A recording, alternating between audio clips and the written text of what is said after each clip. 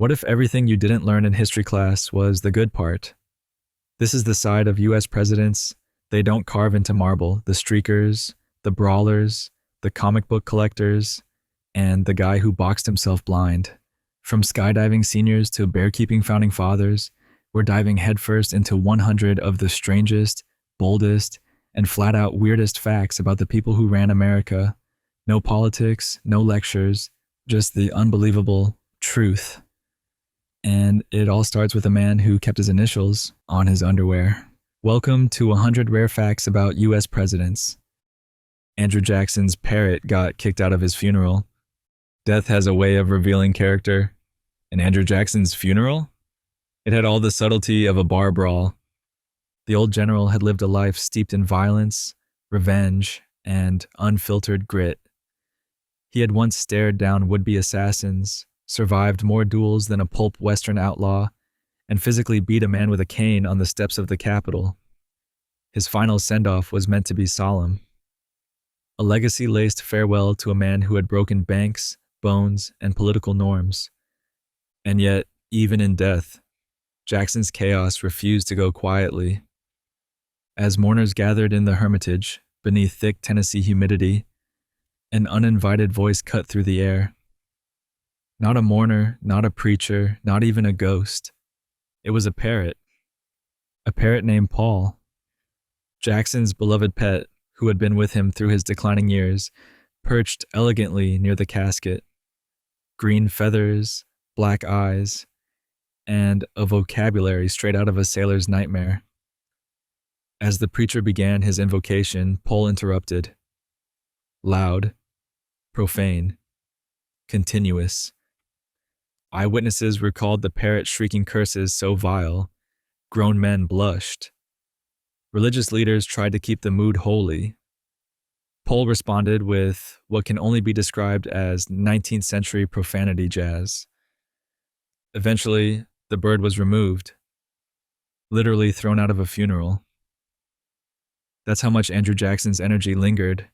His pet couldn't even behave at his funeral. This wasn't a fluke.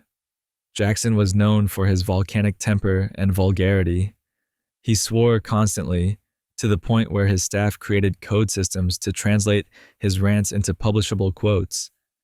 He named dogs, horses, even rooms in his home with insulting nicknames. Of course, his parrot picked it up. Of course, it screamed obscenities over a coffin. Because Andrew Jackson didn't just command loyalty, he infected it. And if his parrot was chaos at a funeral, wait until you hear about the president who walked around naked in the Potomac River, Calvin Coolidge's mechanical horse. Silent Cal wasn't much for speeches, or handshakes, or, people. But he did love one thing with surprising, almost childlike passion: his mechanical horse. Installed upstairs in the White House during his presidency, the contraption was a bizarre hybrid of gym equipment and Wild West fantasy. It wasn't decorative. It wasn't a toy. It was a full-blown, belt-driven, saddle-mounted horse simulator, used daily. Coolidge would mount it like a cowboy ready for battle and ride in his suit, bouncing up and down while aides waited outside trying not to giggle. Now, this wasn't just presidential eccentricity. It was part therapy, part obsession. Coolidge suffered from chronic depression, especially after the death of his teenage son. The mechanical horse wasn't just exercise, it was escape. It let him pretend, just for a moment, that he wasn't trapped inside the most watched house in the world, that he was galloping through Vermont fields instead of tiptoeing around political landmines. The motorized steed reportedly had different speeds. Coolidge would adjust the dial based on his mood. Some days it was a leisurely trot. Other days, a full gallop. Legend says staff would hear rhythmic thuds through the ceiling, an entire presidential workout hidden behind the quietest man to ever hold the office. And that's the paradox of Coolidge. A man who said little, but bounced vigorously on a fake horse in the attic. If you think that's odd, Wait until you meet a president fluent in a language no one expected, spoken only in the halls of diplomacy and the White House bedroom. Herbert Hoover spoke fluent Chinese. In the dim privacy of the White House residence, late at night, America's 31st president could be heard whispering in Mandarin. No, it wasn't espionage. No secret alliances.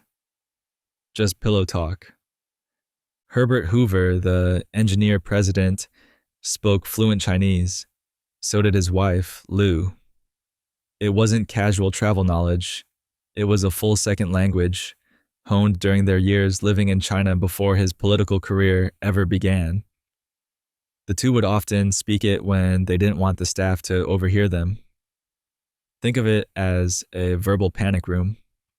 In fact, during the Boxer Rebellion of 1900, they had been besieged by an anti-foreigner rebels in Tianjin. Hoover helped fortify defenses, scouted for food, and treated wounded civilians while communicating fluently with Chinese workers. Lou, just as fearsome, volunteered as a nurse and comforted the wounded in fluent Mandarin. Fast forward a few decades, and this linguistic relic of their past was still alive in D.C. If the Hoovers needed privacy, they didn't dismiss the servants. They just switched tongues. Hoover's presidency may have been marked by economic catastrophe, but in the annals of presidential quirk, his bilingual domestic strategy was pure genius. There's something intimate, almost espionage-esque, about a president speaking in code. But it wasn't code. It was just the language of a life before politics. A life filled with danger, adventure, and unexpected depth. Thomas Jefferson invented the swivel chair. The Declaration of Independence wasn't just drafted with ink and fire. It was written in motion, on a contraption that spun history quite literally into place. Because Thomas Jefferson didn't just declare liberty, he also invented the office chair. Picture it, 1776, a dimly lit study in Philadelphia, papers strewn, candles flickering, and in the middle of it all, a lanky redhead rocking back and forth in a Frankenstein's monster of furniture. That was Jefferson's homemade swivel chair. It started as a simple Windsor, sturdy, colonial, static. Jefferson had other plans. He took it apart, jammed an iron spindle into the seat base, then attached rolling casters for good measure. The result? The first American swivel chair. A seat that moved as freely as the ideas scribbled from it. And, oh, what ideas. This wasn't some idle DIY project.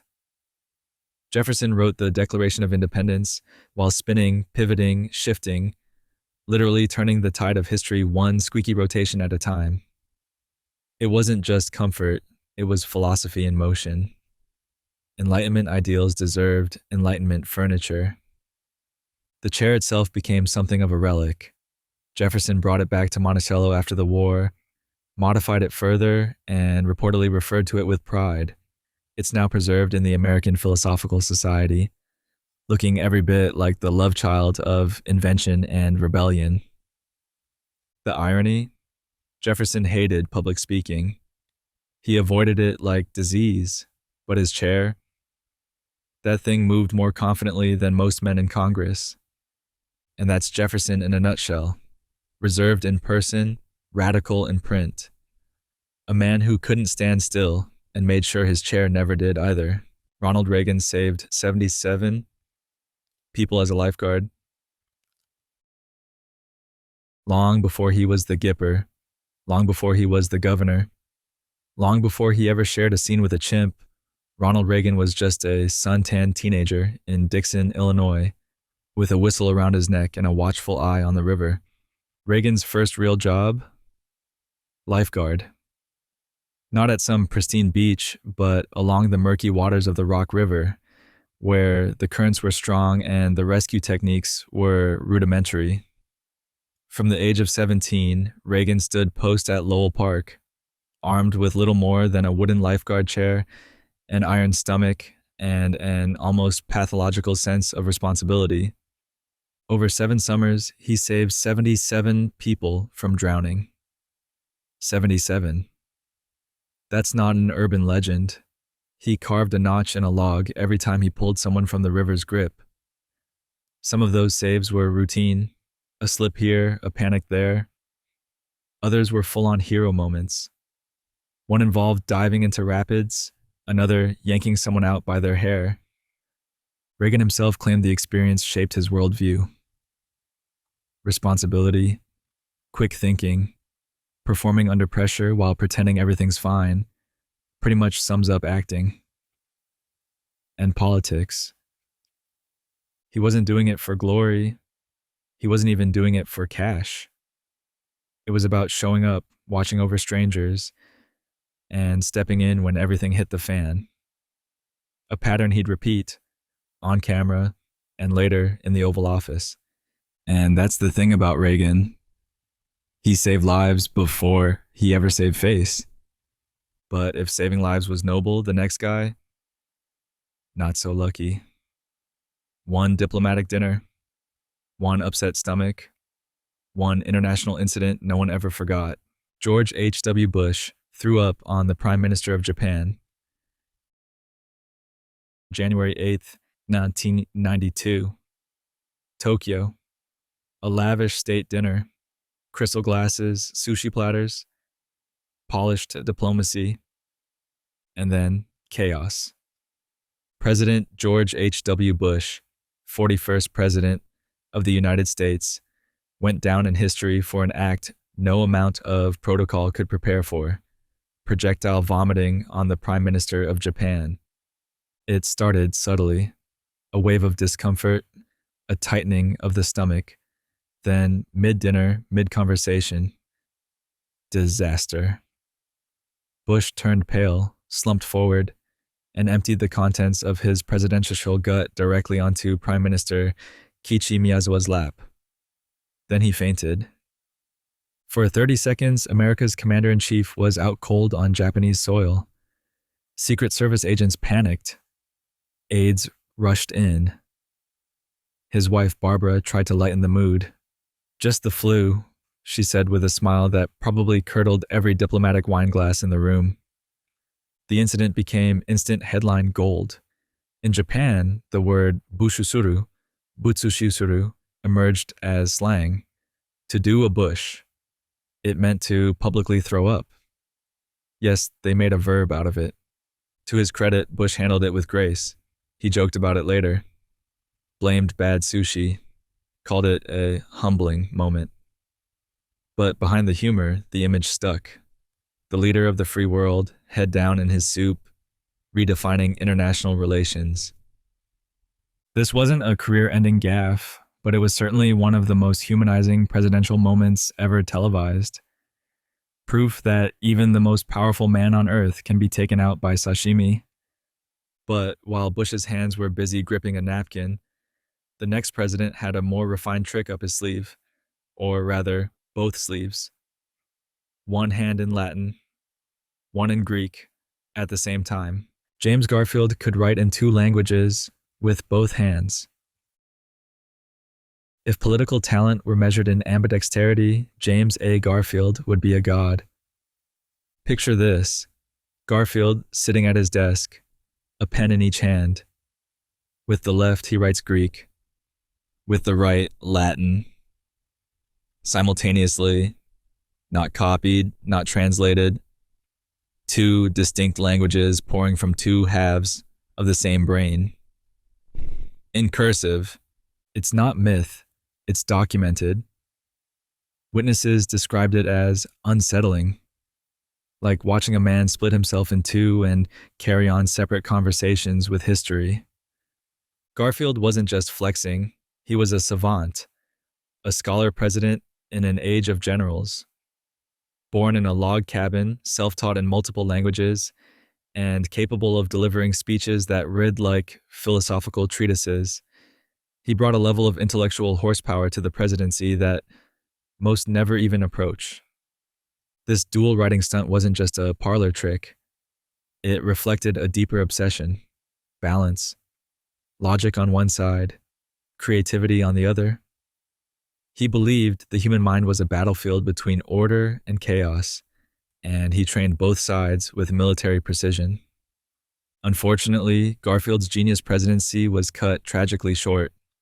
Shot by a disgruntled office seeker just months into his term, he languished for 80 days while doctors fumbled through medical malpractice in real time.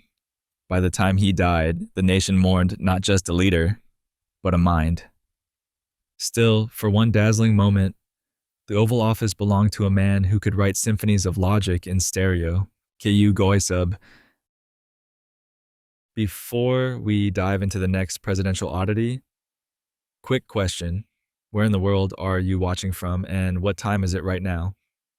Drop it in the comments. I want to see if you're hearing about grizzly bears in the White House at 3 a.m., like a true history night owl. And hey, if you're into this kind of weird, wonderful storytelling, hit that subscribe button. It helps the channel grow, and trust me, you don't want to miss what's coming next. All right, back to the madness. Abraham Lincoln is in the National Wrestling Hall of Fame. Honest Abe wasn't just a thinker, he was a thrower. Long before he was penning lines like "A House Divided," Abraham Lincoln was body-slamming farmers in the backwoods of Illinois. At 6'4", rail-thin but rangy and sinewy, Lincoln didn't just wrestle, he dominated. His wrestling record? 30 bouts, 1 loss. You read that right. Lincoln lost once. And the guy who beat him allegedly caught Lincoln on an off day and still walked away more relieved than victorious. Lincoln didn't wrestle in tournaments or padded gyms. His matches took place in dusty fields, muddy fairgrounds, and behind saloons. The audience? Drunks, debtors, fellow log splitters. The prize? Pride, reputation, and maybe a jug of whiskey. Lincoln was known to step into impromptu matches during political events just to shut up hecklers. Once, after beating a local loudmouth, he turned to the crowd and yelled, "I'm the big buck of this lick. If any of you want to try it, come on and wet your horns." He meant it. His physical dominance was such a part of his persona that even as president, people remembered. So much so that in 1992, the National Wrestling Hall of Fame inducted him as an outstanding American. It's a strange image. Lincoln, stovepipe hat and all, pinning someone in a headlock. But it's real. And it fits. Because Lincoln didn't win over America with just words. He earned his reputation the old-fashioned way. One body slam at a time. But while Lincoln's presidency was forged through hardship, the next president barely had time to unpack his socks. William Henry Harrison had the shortest presidency, 31 days. He showed up in the cold, didn't wear a coat, gave the longest inauguration speech in history, and died. That's William Henry Harrison's presidential legacy in one brutal line. In 1841, Harrison rode into office like a war hero on horseback. Literally, he was 68, ancient for the time, and he wanted to prove he still had fire. So he stood on the steps of the Capitol and delivered a 2-hour-long speech in freezing rain, without a hat or gloves or any regard for pneumonia. It didn't take long. 31 days later, he was dead. Official cause, pneumonia, complicated by exhaustion. Unofficial cause, terminal stubbornness. He never signed a major bill, never declared a policy, never moved into the White House proper. His term was shorter than most lunch breaks in Congress. And yet, Harrison's death caused a constitutional crisis. The country had never dealt with a dead president before. What happens when the commander-in-chief goes kaput before doing anything? Enter John Tyler, who declared himself the new president despite critics calling him his accidency, but that's another mess. Harrison's brief term became the ultimate cautionary tale. Every president since has worn layers to inaugurations. Every speechwriter now fears the words too long. His ghost might still hover near the Capitol steps, muttering, "Should have worn the coat." And if you think Harrison's presidency was short, wait till you hear about the guy who skipped the whole suit and tie thing and went for a swim. Naked, John Quincy Adams enjoyed skinny dipping in the Potomac River. Every morning, before breakfast, no fanfare, no press. Just John Quincy Adams, 6th President of the United States, stripping down and wading into the Potomac River like a founding father with zero shame, and even less concern for modesty. He didn't do it for spectacle, he did it for clarity, for routine, for health, and maybe for the thrill. Between 5 and 6 a.m., Adams would walk from the White House to the riverbank, remove every stitch of clothing, and plunge into the water like it was a sacred ritual. Skinny dipping was more than a quirk. It was a lifestyle. He believed cold water invigorated the soul, awakened the mind, and staved off illness. It also, occasionally, terrified early morning rowers. There's even a famous tale, possibly apocryphal, but too good to skip, of a female journalist named Anne Royal who wanted an interview. After being refused repeatedly, she tracked down his morning ritual, sat on his clothes, and refused to give them back until he answered her questions. Blackmail by bathrobe denial. Adams didn't mind. He was a man of discipline, strangeness, and stubborn habits. He also wrote a diary for over 60 years, cataloging not just world events, but the temperature of the river, the texture of the sky, the movement of his spirit. In the end, it wasn't about rebellion, it was about ritual, reflection, the feeling of water against skin, a reminder that before they were legends, these men were weird, awkward, sometimes naked humans. Lyndon B. Johnson conducted meetings from the toilet. Imagine walking into the Oval Office to discuss nuclear policy, and the president's on the toilet. Not metaphorically, literally. That was Lyndon B. Johnson. LBJ didn't just blur the line between privacy and power. He annihilated it. The man believed in total dominance, not just politically, but spatially. He turned every room into a stage, and every moment into a performance. And one of his favorite acts? Conducting business from the bathroom. Aides, senators, secretaries, they were all fair game. Johnson would summon them into his private lavatory mid-session, drop his pants, take a seat, and keep the conversation flowing as freely as everything else. He'd bark orders, sign documents, even argue legislation, all while relieving himself with the door wide open. This wasn't eccentricity, it was calculated theater. Johnson believed power meant never blinking, never breaking routine, and definitely never excusing yourself. He once said, "I want people to know who's boss." And nothing makes that clearer than making eye contact with a senator while reaching for toilet paper. He also had a shower with custom-installed jets that hit from every conceivable angle. His own invention. He called it the presidential car wash, and would often emerge dripping, but still talking, still negotiating, still very much in command. To Johnson, privacy was weakness. Control meant intrusion. And if you couldn't handle the heat, well, there was always a seat nearby. But if LBJ ruled from the throne, the next president made sure that throne was finally hygienic. Millard Fillmore installed the first bathtub in the White House. Millard Fillmore doesn't usually make top 10 lists. He's often treated like the beige wallpaper of American history. There, but hard to notice. But credit where it's due.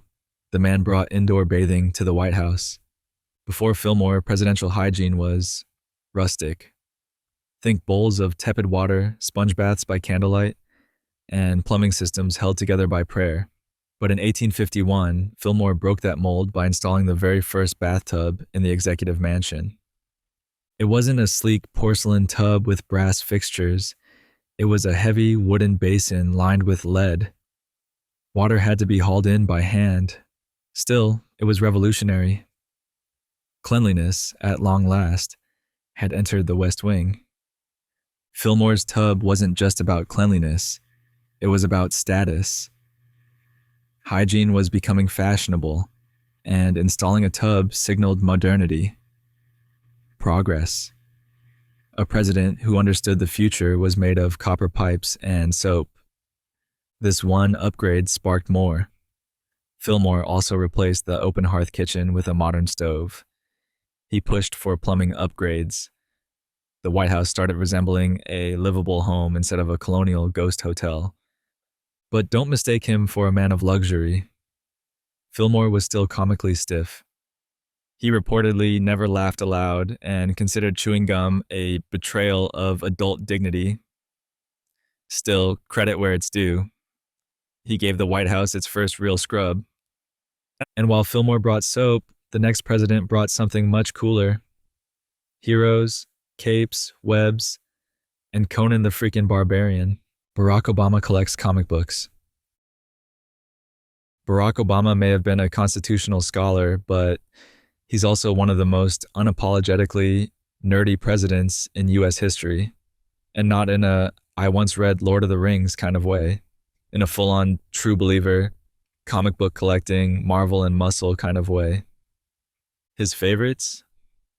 Spider-Man and Conan the Barbarian. That's right. While drafting speeches and fielding global crises, Obama kept a quiet affection for web-slinging, sword-wielding misfits. He grew up on them. Peter Parker's moral dilemmas, Conan's brute justice. He once said he admired the way comics explore power and responsibility, which sounds suspiciously like presidential job training. This wasn't a publicity stunt. He referenced comic lore in casual interviews. He kept a few issues in personal collections. Comic creators like Brian Michael Bendis were invited to the White House. At one point, Marvel even drew Obama into a Spider-Man issue, where he teams up with Spidey to stop an imposter at his own inauguration. And the fandom ran both ways.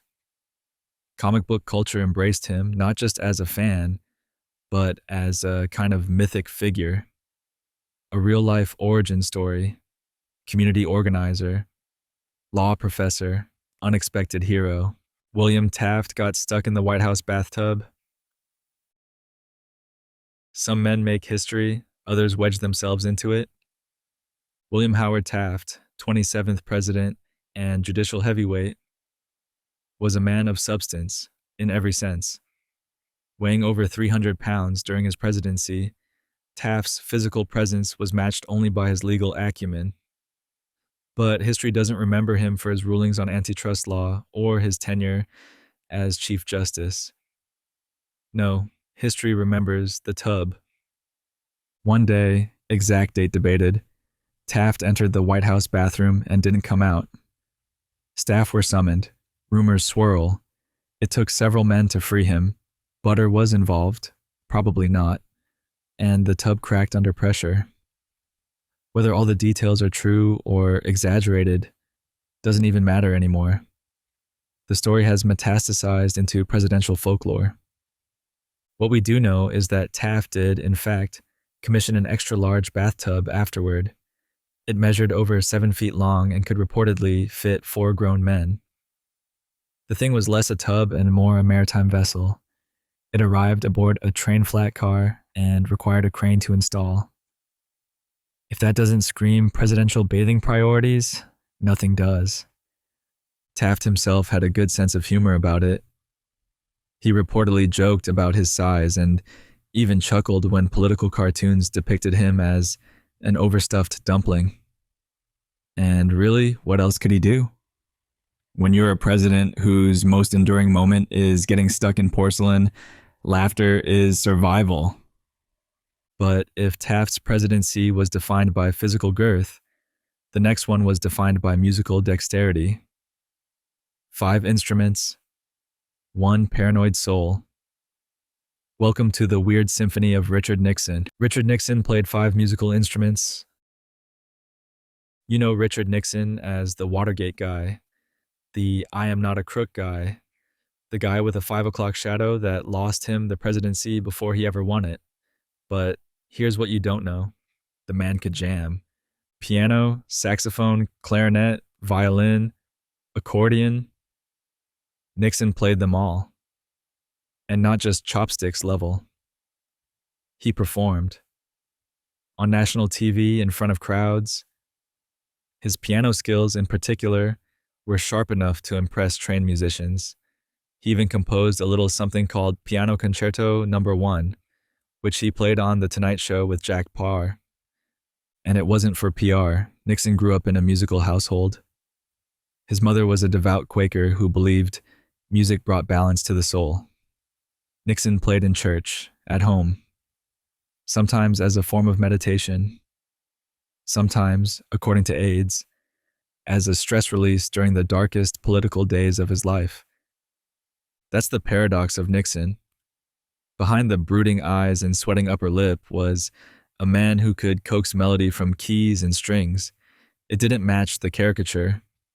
The brooding tactician with a mixtape of lies. Yeah.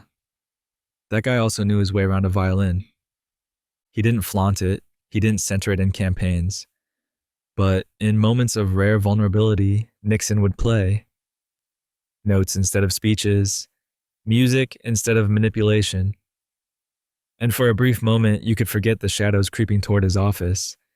But while Nixon fiddled with notes, the next president was watching the skies, convinced something out there was watching him right back.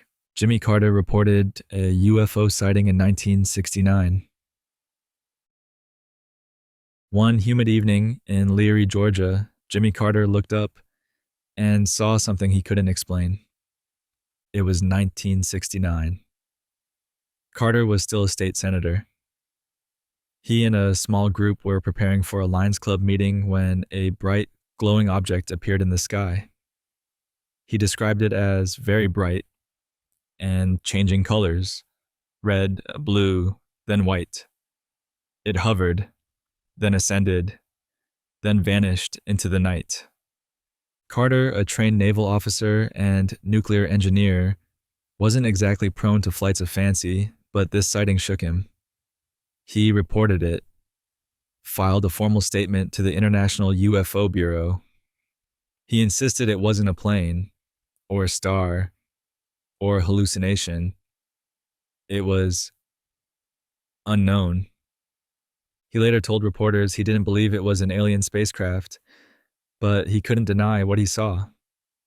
As president, he even promised to make all government UFO documents public, though national security concerns ultimately made that promise evaporate like the light in the sky.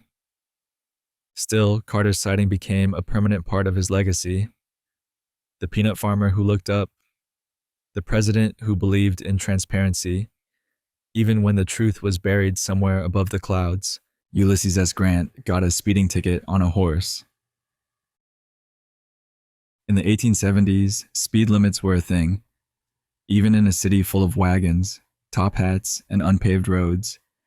And yes, you could absolutely get a ticket for going too fast on a horse. Just ask Ulysses S. Grant, Civil War hero, 18th President of the United States, and the only commander-in-chief known to get pulled over by a cop for galloping through Washington, D.C. The story goes like this. Grant loved horses. He didn't just ride them, he understood them.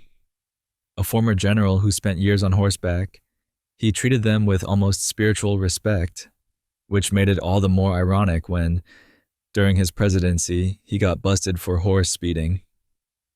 Officer William H. West, a black patrolman and Civil War veteran himself, was the man who flagged him down. He'd warned Grant the day before about riding too fast through the city streets. The next day, Grant was back at it, reins in hand, hooves thundering. West didn't care who he was. He arrested the President of the United States. And what did Grant do? He paid the $20 fine, quietly, respectfully, No executive privilege, no protest, no threats of dismissal, just an understanding nod, a payment, and a presidential-sized dose of humility. Imagine it now. The most powerful man in the nation standing beside his horse at a precinct, digging through his coat for cash. Today, it's a footnote in the strange annals of presidential behavior, but it's also a glimpse into a different kind of power, the kind that accepts consequences, the kind that reins itself in. But if Grant was brought to a halt by the law, the next man on our list didn't just enforce it, he executed it. Grover Cleveland personally hanged 2 men. Grover. Cleveland, portly, mustachioed, stoic. He looked like someone born to shuffle papers and avoid excitement. But before he was president, before he won the popular vote 3 times, Cleveland was the sheriff of Erie County, New York, and he had a job most sheriffs delegated: executioner. At the time, sheriffs were responsible for carrying out capital punishment. Most passed the grim task off to hired hangmen. Not Cleveland. He believed in personal accountability. So when the time came, he didn't flinch. He pulled the lever. Twice. 2 men. 2 hangings. Grover Cleveland didn't just sign off on their deaths. He ensured the trapdoor opened. It wasn't bloodlust. It was duty. He reportedly felt immense moral responsibility and believed that if he couldn't carry out the sentence himself, he had no right to order it.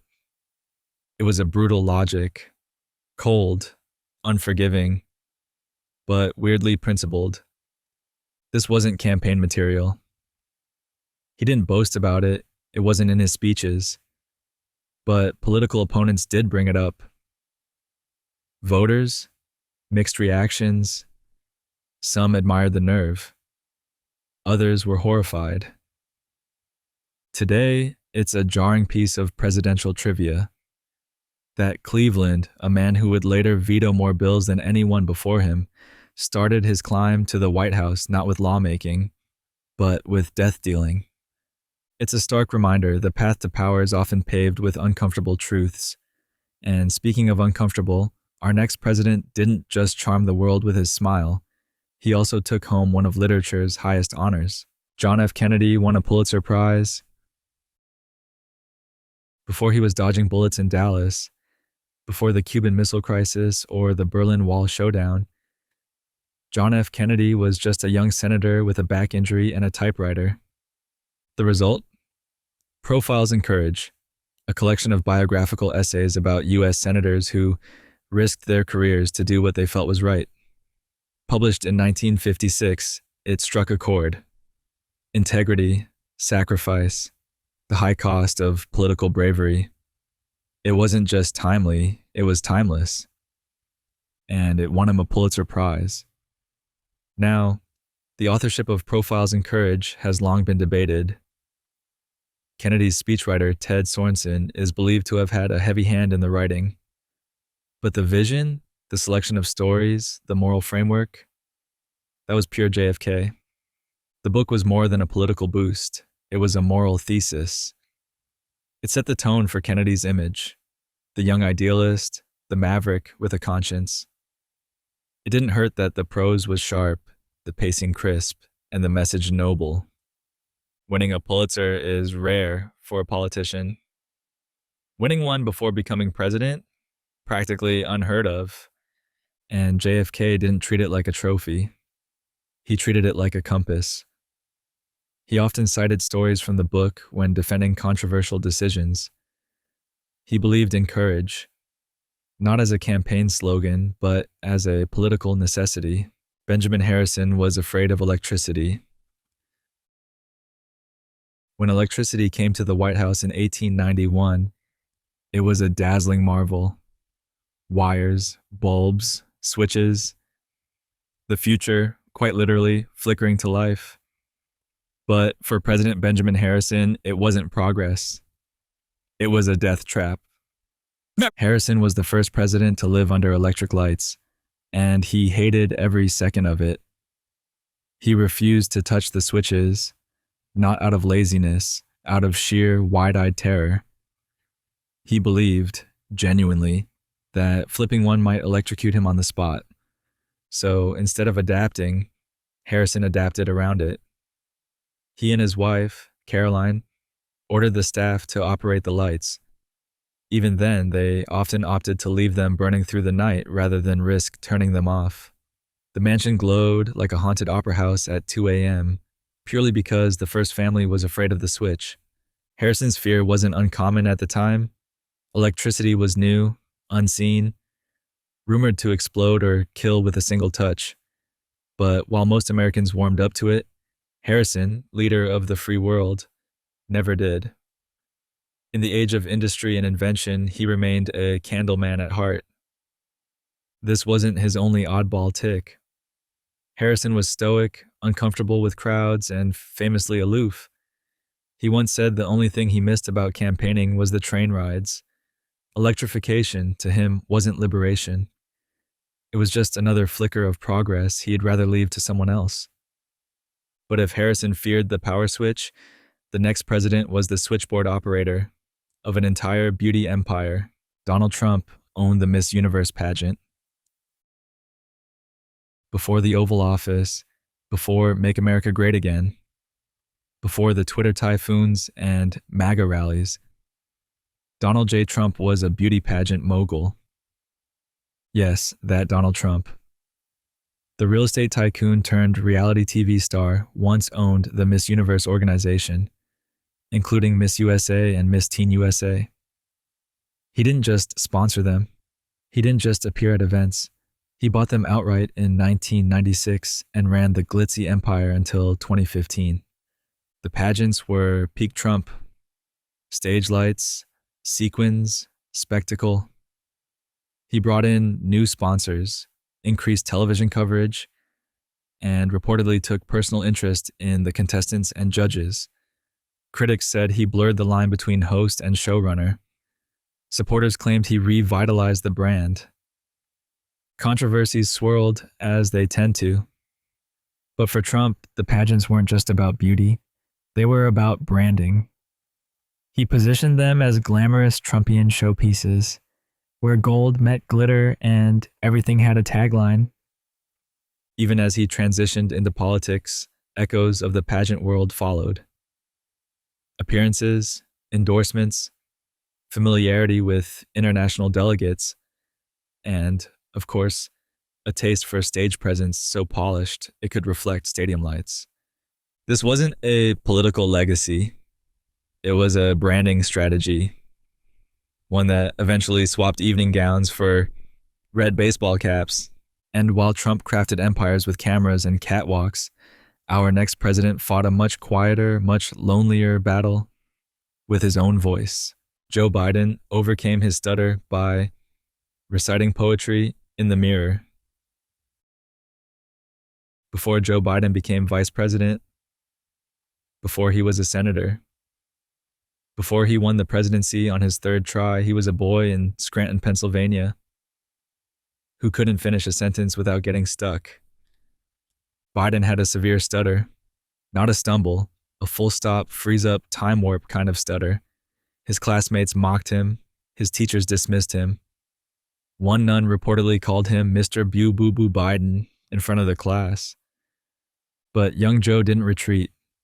He went to war with it, alone. He stood in front of a mirror for hours, reciting poetry aloud. Not easy stuff. Yeats, Emerson, even Shakespeare. He watched his mouth, trained his lips, shaped the rhythm of words like he was conducting music with his own reflection. He learned the bites, the pauses, the pathways around difficult syllables. He didn't silence the stutter. He outmaneuvered it. This daily ritual, mirror, meter, mastery, became the foundation of his oratory. It's why Biden still speaks with intentional cadence, why he sometimes slows down mid-sentence, why his delivery feels half-whisper, half-stride. Even as an adult, the stutter never vanished. It hides in corners, lurks behind certain consonants, but Biden doesn't run from it. He talks about it. He mentors kids with the same struggle. He tells them it's not a flaw, it's a forge. And that's the thing. Before the debates and the speeches and the Senate floor applause, there was just a boy and a mirror, practicing bravery one stanza at a time. If that isn't courage, what is? Franklin Pierce ran over a woman and was arrested. Franklin Pierce is one of those presidents most people forget. He didn't have a war. He didn't have a scandal, not one he lived through anyway. What he did have was a shockingly tragic, often bizarre life. And right near the top of that dark resume, the time he ran over an old woman with his carriage. Washington, D.C., 1853. Pierce was in office, fresh-faced, tragic, and already drowning in grief from losing his young son just months before his inauguration. Emotionally hollow, politically overwhelmed, and frequently under the influence, Pierce climbed into his horse-drawn carriage for what should have been a mundane ride. It wasn't. Somewhere along the route, his team of horses struck a woman, an older pedestrian, throwing her to the ground. She died not long after. The shock was immediate. The president had just, perhaps accidentally, killed a citizen. He was arrested, an event almost unthinkable in the context of modern presidencies. But this was pre-Secret Service, pre-spin doctor, pre-permanent legal insulation. Presidents still walked through city streets, still rode their own carriages. The charges were eventually dropped for lack of evidence, but the incident added another layer of shadow to a man already buried in personal darkness. Pierce's presidency would go on to unravel. His drinking worsened. Public sympathy faded fast. Today, the story sits in the annals of overlooked horrors, a moment that reads more like tragic fiction than political history. A president who hurtled forward without control and couldn't stop even when someone was in his path. But if Pierce's sin was accidental, the next man made quiet, deliberate amends in a time and place where that could have ended his career. James Buchanan secretly bought and freed slaves. James Buchanan, often ranked among the worst presidents in American history, rarely gets credit for anything. But hidden beneath the ruins of his ineffective presidency lies a single, quietly radical act. He bought slaves only to free them. This wasn't performative, it wasn't public, it wasn't political theater. In fact, Buchanan went out of his way to keep it secret. During his time in Washington, before ascending to the presidency, Buchanan encountered enslaved individuals being sold in the Capitol. He used his own money to purchase at least 2 of them, not to own, but to free. He then transported them to Pennsylvania, a free state, and let them go. This was no small risk. Buchanan was a Democrat from Pennsylvania with Southern sympathies. Publicly, he tiptoed around the issue of slavery. Privately, he saw something he couldn't ignore and acted. Quietly, without credit. Historians still debate the full extent of his involvement in these manumissions. Was it a one-off? A private rebellion against the norms of his party? A moral reflex from a man otherwise paralyzed by politics? We may never know. But for a man remembered largely as a failure who bungled the nation straight into civil war, this strange unsung decision offers a glimpse into a more complex figure, one who, in at least one instance, made a hard choice and asked for no applause. The body politic didn't notice, but history did. And while Buchanan's burden was guilt, the next president bore something much heavier: illness, attack, and the weight of a nation during the atomic age. Dwight D. Eisenhower suffered 3 major health crises in office. He led the D-Day invasion, commanded millions, toppled Nazis. But when Dwight D. Eisenhower finally made it to the White House, his biggest battles were happening inside his own body. heart attack, stroke, Crohn's disease, and all of it while the world teetered on the edge of nuclear annihilation. In 1955, halfway through his first term, Eisenhower had a massive heart attack while vacationing in Denver. The country panicked. Stock markets wobbled. A president with a broken heart, literally, was suddenly the weakest link in the Cold War chain. He recovered. Barely. Just a year later, he was diagnosed with Crohn's disease, a chronic inflammatory bowel condition that was barely understood at the time. Then came a stroke in 1957. 3 blows. 3 moments where the future of the free world hinged on one man's pulse. The public wasn't always told the full truth. Medical updates were sparse, sanitized. Images of Eisenhower golfing returned quickly to reassure the nation. But behind the scenes, the staff braced for the worst. And yet, he endured. Ike didn't resign. He didn't retreat. He finished 2 terms. He balanced the federal budget 3 times. He warned America about the military-industrial complex with a clarity sharpened by the knowledge that time was always running out.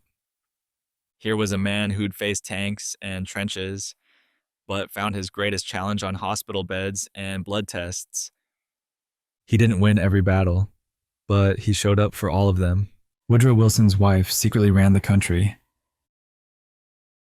In 1919, Woodrow Wilson's presidency broke, but no one was allowed to notice. After returning from a grueling diplomatic mission in Europe, Wilson suffered a massive stroke. His left side was paralyzed, his speech slurred. He couldn't walk, he could barely think. By all medical accounts, he was done. But the presidency? That kept going. Because Edith Wilson, First Lady, quietly stepped into power. Not officially, not constitutionally, but make no mistake, from October 1999 to the end of Wilson's term in 1921, she was the most powerful unelected woman in American history. She called it stewardship. Historians now call it what it was, an unofficial regency. Edith controlled access to the president. She decided which documents he saw, which cabinet members could meet with him, which policies were addressed. She even forged his signature when necessary. All behind closed doors. No press briefings, no transparency. Just Edith in the shadows, running a nation while pretending she wasn't. This wasn't a power grab. She was fiercely loyal. She believed her husband's mission, the League of Nations, world peace, had to be protected. But in doing so, she held together a presidency with sheer willpower and deception. The public had no idea how bad Wilson's condition really was. The illusion of a functioning president was preserved until the very end. When he left office, he was a ghost of the man who had declared war to make the world safe for democracy. And behind him, a woman who, for nearly 2 years, held the strings of state with hands no one was supposed to see.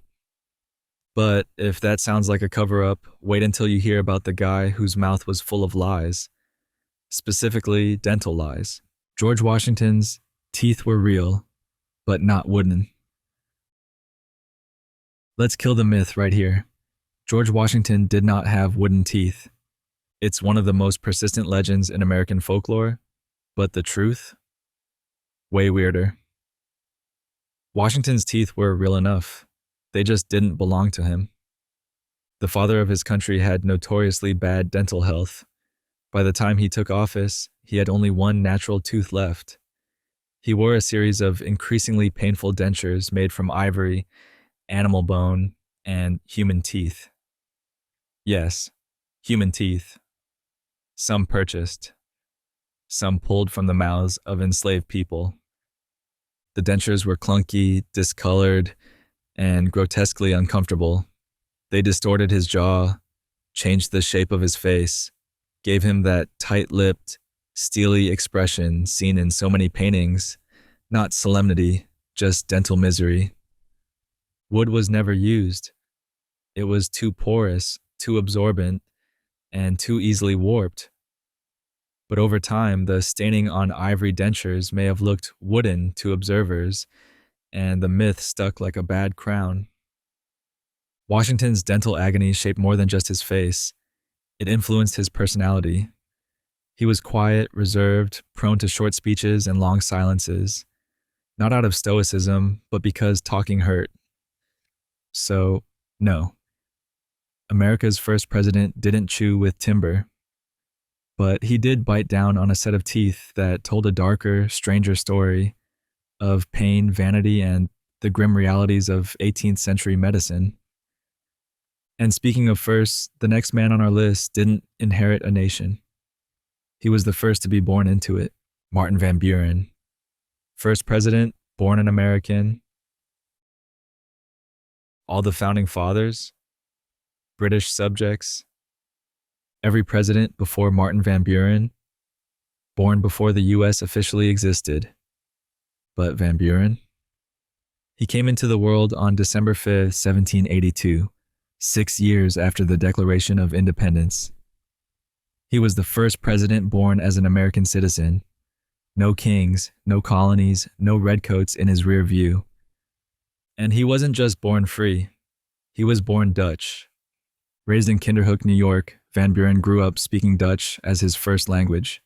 He remains the only president for whom English was technically a second language. In his early political career, he spoke with an accent. His nicknames, Old Kinderhook, the Little Magician, reflected both his hometown pride and his cunning in the smoke-filled rooms of power. Van Buren was a master of party politics. He didn't ride waves, he built machines. He helped create the modern Democratic Party, engineered campaigns, leveraged loyalty networks like an 1830s Karl Rove. Yet his presidency stumbled. The Panic of 1837 crushed the economy, and with it, his legacy. But before that fall, he embodied the new American ideal, a man who owed no allegiance to kings, who spoke the language of the people, twice, and who walked into the White House as a citizen of a republic, not a relic of empire. Zachary Taylor never voted until he voted for himself. Zachary Taylor spent most of his life fighting wars, not casting ballots. A lifelong soldier, he was stationed so far from civilization, on frontiers, in swamps, chasing enemies across hostile territory, that the idea of heading to a polling place simply never occurred to him. He never voted, not once, until 1848, when he voted for president. For himself. That was his first time participating in American democracy as a voter. And he did it awkwardly, unfamiliar with the process, reportedly asking for help figuring out the mechanics of casting a ballot. Imagine the war hero who stormed through the Mexican-American War, now squinting at a piece of paper like it was written in Greek. Taylor wasn't a political man. He barely aligned with any party. The Whigs nominated him mostly for his reputation. He was a war god with no real policy positions. In fact, when they first approached him about running, he wasn't sure what party they were from. His victory in 1848 was bizarre. A man who had never voted, who didn't really care for politics, who had no governmental experience whatsoever, became president of the United States. Taylor died just 16 months into office, likely from foodborne illness after gorging on cherries and milk during a DC heat wave. But his legacy endures as the ultimate outsider, uninterested in politics until politics found him. And when he finally cast a vote, it was for himself. Talk about skipping the line. And speaking of skipping lines, let's talk about the guy who skipped sobriety during one of the most awkward ceremonies in American history. Andrew Johnson was drunk at his inauguration, March 4th, 1865. Abraham Lincoln stood at the threshold of his second term. The Civil War was almost over. The crowd was tense, hopeful, exhausted. Then came Andrew Johnson. The new vice president took the podium and fell apart. He was drunk. Not buzzed, not tipsy, hammered. Johnson had reportedly been ill the night before and took brandy to settle his stomach. It settled a little too well. By the time he arrived at the Capitol, his words were slurred, his posture loose, and his delivery chaotic. Instead of a brief, respectful statement, Johnson launched into a long, rambling monologue. He shouted about his humble origins, bragged about his political battles, repeated himself, stumbled. At one point, he tried to swear in the new senators, completely forgetting their names. Senators looked on in horror. Lincoln sat with a face that said everything without moving a muscle. Johnson was eventually pulled away from the podium mid-sentence by someone who clearly understood the difference between rhetoric and reputation damage. For the rest of his term as vice president, which lasted all of 42 days before Lincoln's assassination, Johnson avoided the public eye, and when he took over the presidency, the stain of that inauguration lingered like a hangover that never quite ended.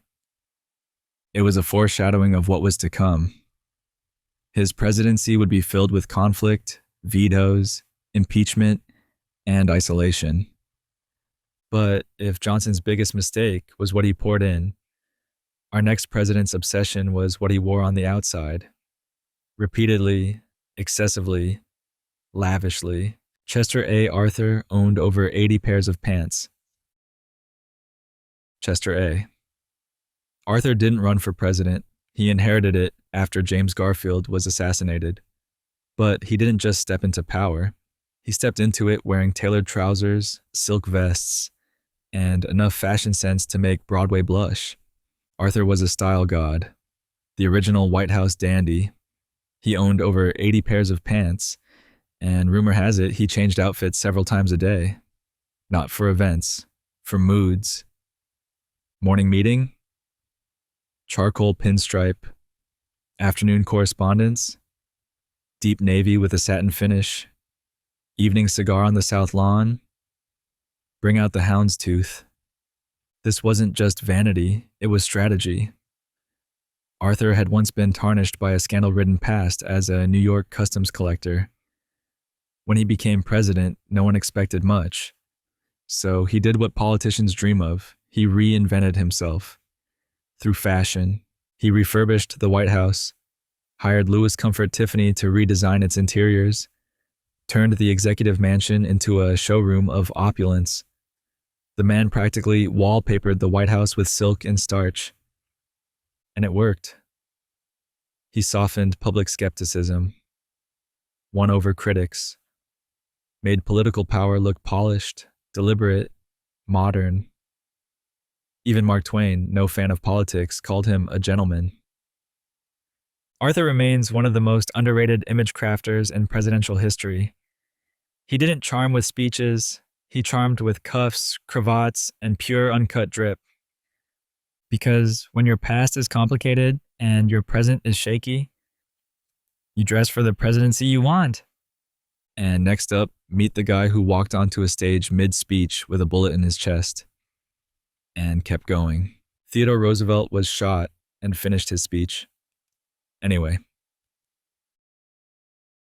It was October 14th, 1912. Milwaukee, Wisconsin. A packed theater. A third-party presidential candidate named Theodore Roosevelt stepped onto the stage, tipped his hat to the crowd, and began to speak. But something else spoke first. A gun. A would-be assassin in the crowd fired a .38 caliber bullet into Roosevelt's chest at close range.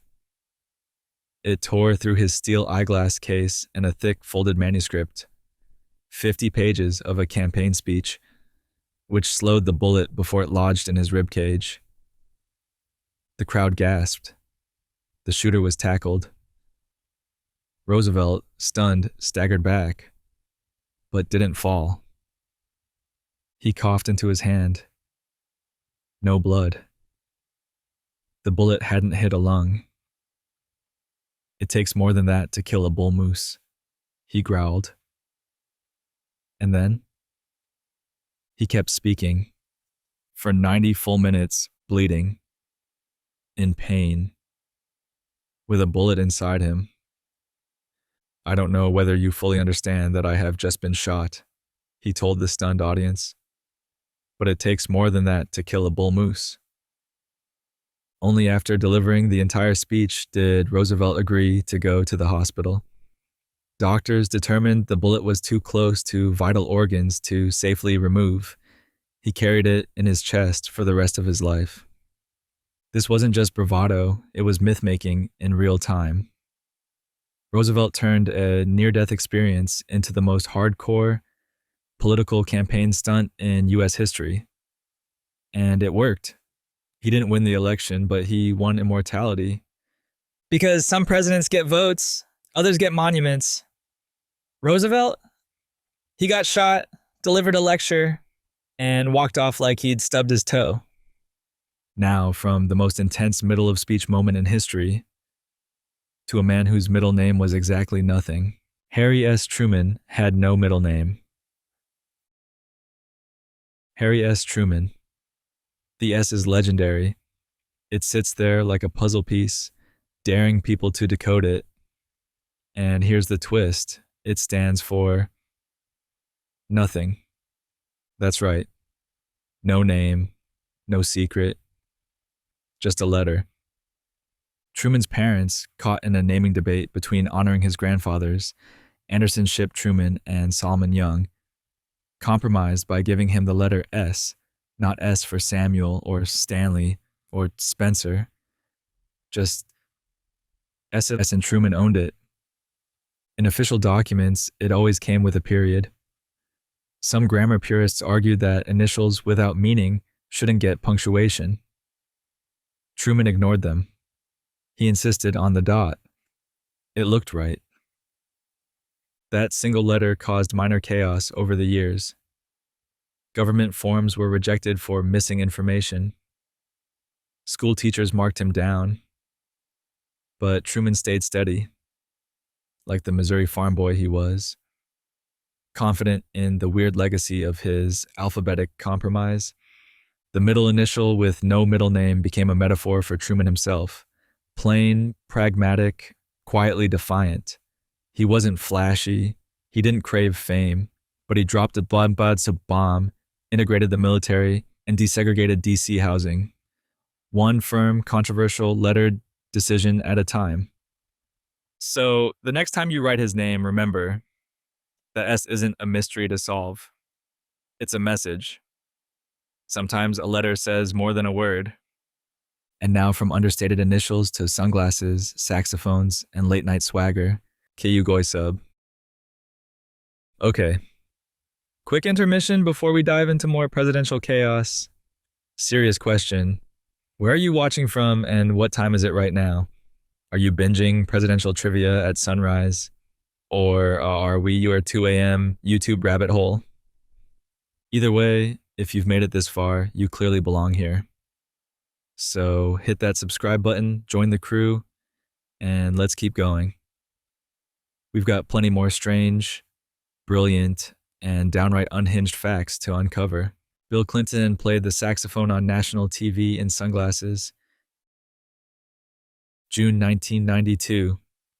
The Arsenio Hall Show, neon lights, studio audience, mid-election campaign buzz. Then, out strolls Bill Clinton.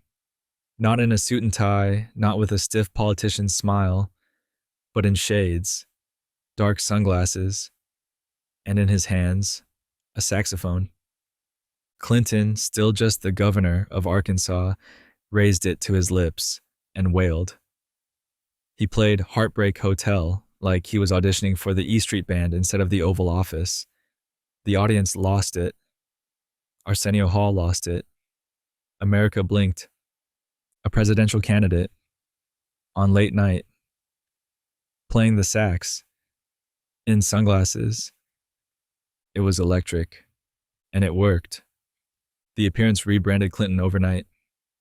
He wasn't just some wonky policy nerd. He was cool, relatable, human. Young voters, skeptical of the whole process, suddenly had someone who didn't look like their dad's boss. He looked like someone who might be in the band at prom. Political analysts still debate the moment's power, but culturally, it was seismic. Clinton's sax solo became a symbol of generational shift, from Cold War stiffness to MTV-era fluidity. He didn't just win votes, he won the vibe. And sure, presidents have done weirder things, but few have jammed their way into history while wearing sunglasses indoors on national television. From shotguns to saxophones, America's presidential history isn't just full of leaders, it's full of legends. James Monroe took a bullet and kept it for life. Long before he was the face of the Monroe Doctrine or the fifth president of the United States, James Monroe was just a teenager with a musket and an overwhelming urge to take down the British Empire. In December 1776, during a snowy skirmish at the Battle of Trenton, Monroe joined George Washington's surprise attack on Hessian forces. Amid the chaos, Monroe charged forward like a man possessed and got shot. Square in the shoulder, the bullet tore through his chest, severed an artery, and nearly ended his story before it began. He didn't die, but he didn't exactly walk away either. The wound was so severe that a field medic had to clamp his artery by hand to stop the bleeding. He was carried from the battlefield, not expected to make it. Somehow he did. And here's the kicker, the bullet, it stayed, lodged in his shoulder, for the rest of his life. Monroe didn't brag about it. He didn't use it as a political weapon. He just carried on. One arm slightly weaker, one shoulder heavier. A permanent reminder of a revolution survived. Even as president, he bore that bullet like a relic. Proof that liberty wasn't just an idea. It was something etched into flesh, blood, and bone. He was the last of the founding father presidents, and the only one who could say, I literally took a shot for this country.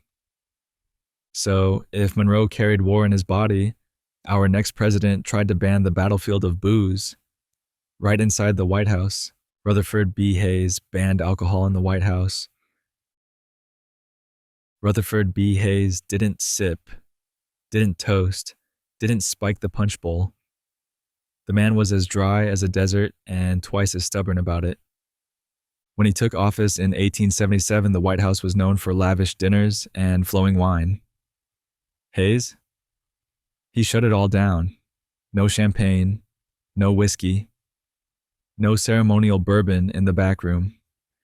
Just water, tea, and the occasional morally upright lemonade. He did it for his wife, Lucy Webb Hayes, who became known as Lemonade Lucy. A staunch temperance advocate, Lucy believed alcohol led to social decay. Hayes agreed. Sort of. He wasn't a teetotaler before office, but he made a vow. No booze on his watch. Guests were shocked. Foreign diplomats whispered. Ambassadors grumbled into their dry goblets. One reportedly stormed out after being offered grape juice at a formal dinner. But Hayes didn't budge. He believed morality mattered.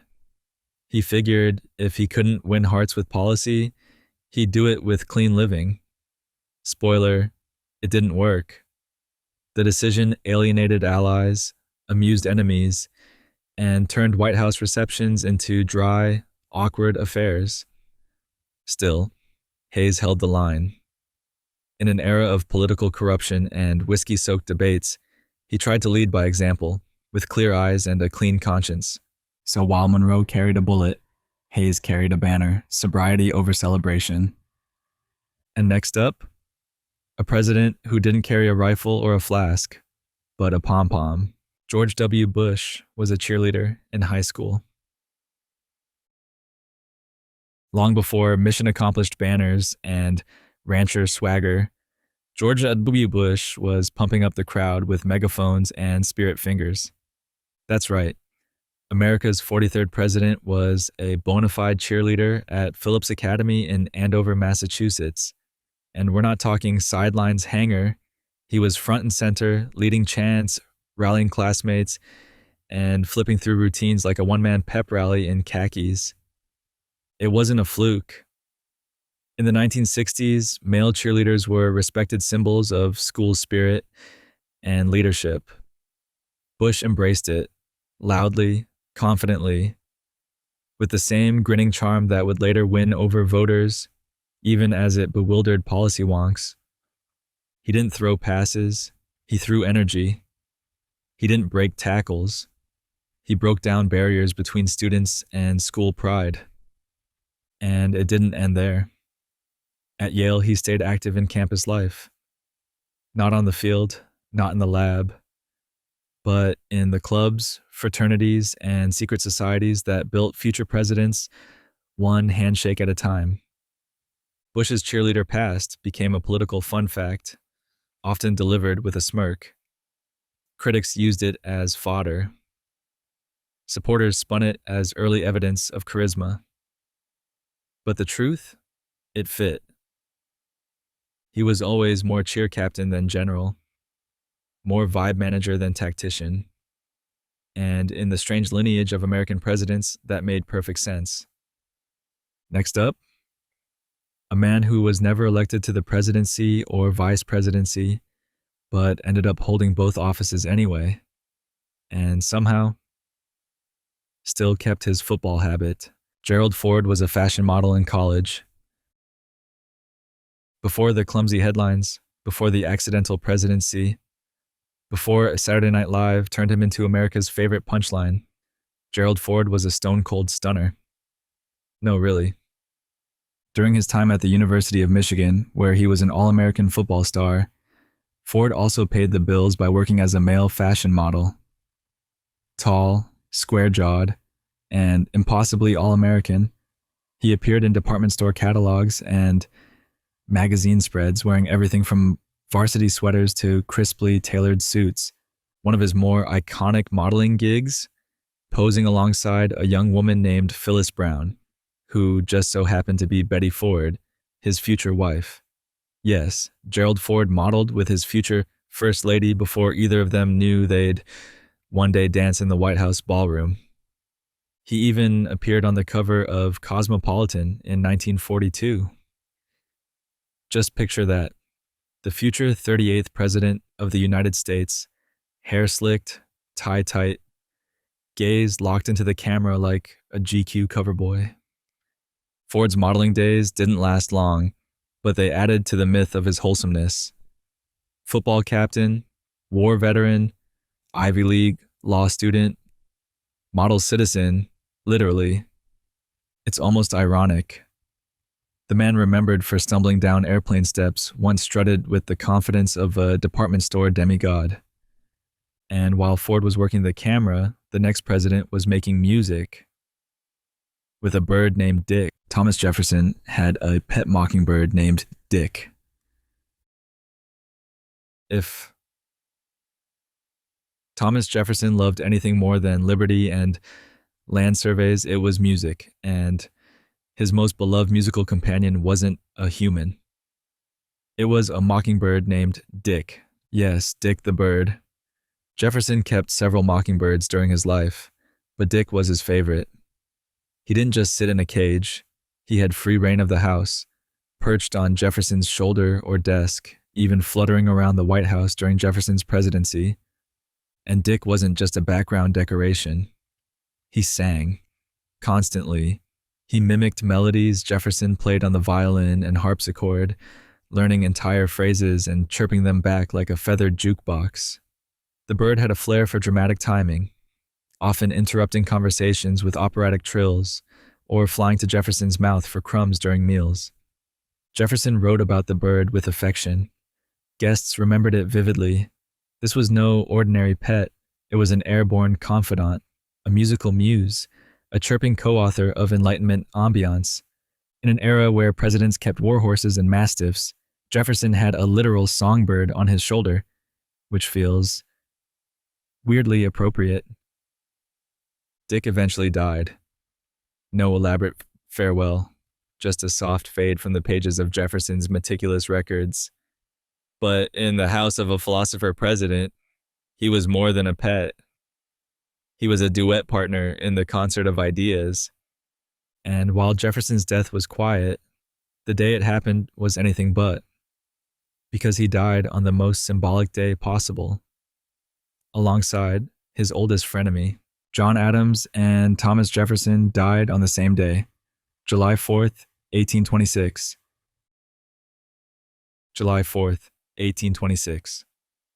Fireworks, cannon blasts, parades. The nation celebrated 50 years since declaring its independence. And in a bizarre, almost mythic twist of fate, two of its architects, John Adams and Thomas Jefferson, died on that exact day. Not the same year, not close, the same day. They had been friends, then rivals, then pen pals again in old age. Two men who helped birth a nation, served as its second and third presidents, and lived long enough to see it grow into something none of them could have predicted. Jefferson died first, early in the day at Monticello. Hours later, Adams, on his deathbed in Quincy, Massachusetts, muttered his final words. Thomas Jefferson still survives. He was wrong. Jefferson had already passed. It was as if the founding fathers had held on just long enough to see the Republic reach its golden jubilee. As if some invisible thread tied their fates to the destiny of the country they'd imagined into existence. The coincidence shocked the nation. Newspapers printed it in black borders. Clergymen called it divine timing. Historians still shake their heads in disbelief.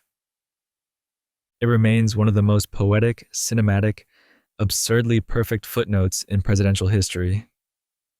Two titans of independence, departing the stage on the very anniversary of the day they helped create. Calvin Coolidge had a pet raccoon named Rebecca. Calvin Coolidge was a quiet man, a man of few words, fewer smiles, and a vacuum-sealed personality. But for all his tight-lipped formality, he had a deeply weird soft spot, a raccoon named Rebecca. It started as a joke, sort of. In 1926, a Mississippi farmer sent a live raccoon to the White House as a Thanksgiving offering. Not as a pet, as a main course. Back then, raccoon meat wasn't unheard of. The plan? Roast it, serve it. Call it a day. Coolidge had other plans. He took one look at the masked little creature and decided she was not dinner. She was family. He named her Rebecca and gave her a place in the White House. Rebecca quickly became a celebrity. She had her own leash, roamed the halls, attended the White House Easter egg roll. She even had a custom-built treehouse on the White House grounds. Coolidge would walk her around the property like a man parading a fuzzy contradiction. She was affectionate, mischievous, a handful. She once ripped up the upholstery on a chair in a diplomatic parlor. But Coolidge didn't mind. He called her a most interesting character. The press loved her. Photos of the president with Rebecca on his lap or shoulder were printed across the country. She became the ultimate conversation piece for a president who rarely gave interviews. Coolidge's menagerie didn't end there. He kept a zoo's worth of pets, a donkey, lion cubs, a bobcat, and even a wallaby, but none of them matched Rebecca's peculiar charm. Because in the silence of his presidency, Rebecca made noise. And every great story about a quiet man needs a wild sidekick. But while Coolidge's threats came with claws and fur, the next president faced a real one, with a gun. Andrew Jackson survived the first assassination attempt and beat his attacker with a cane.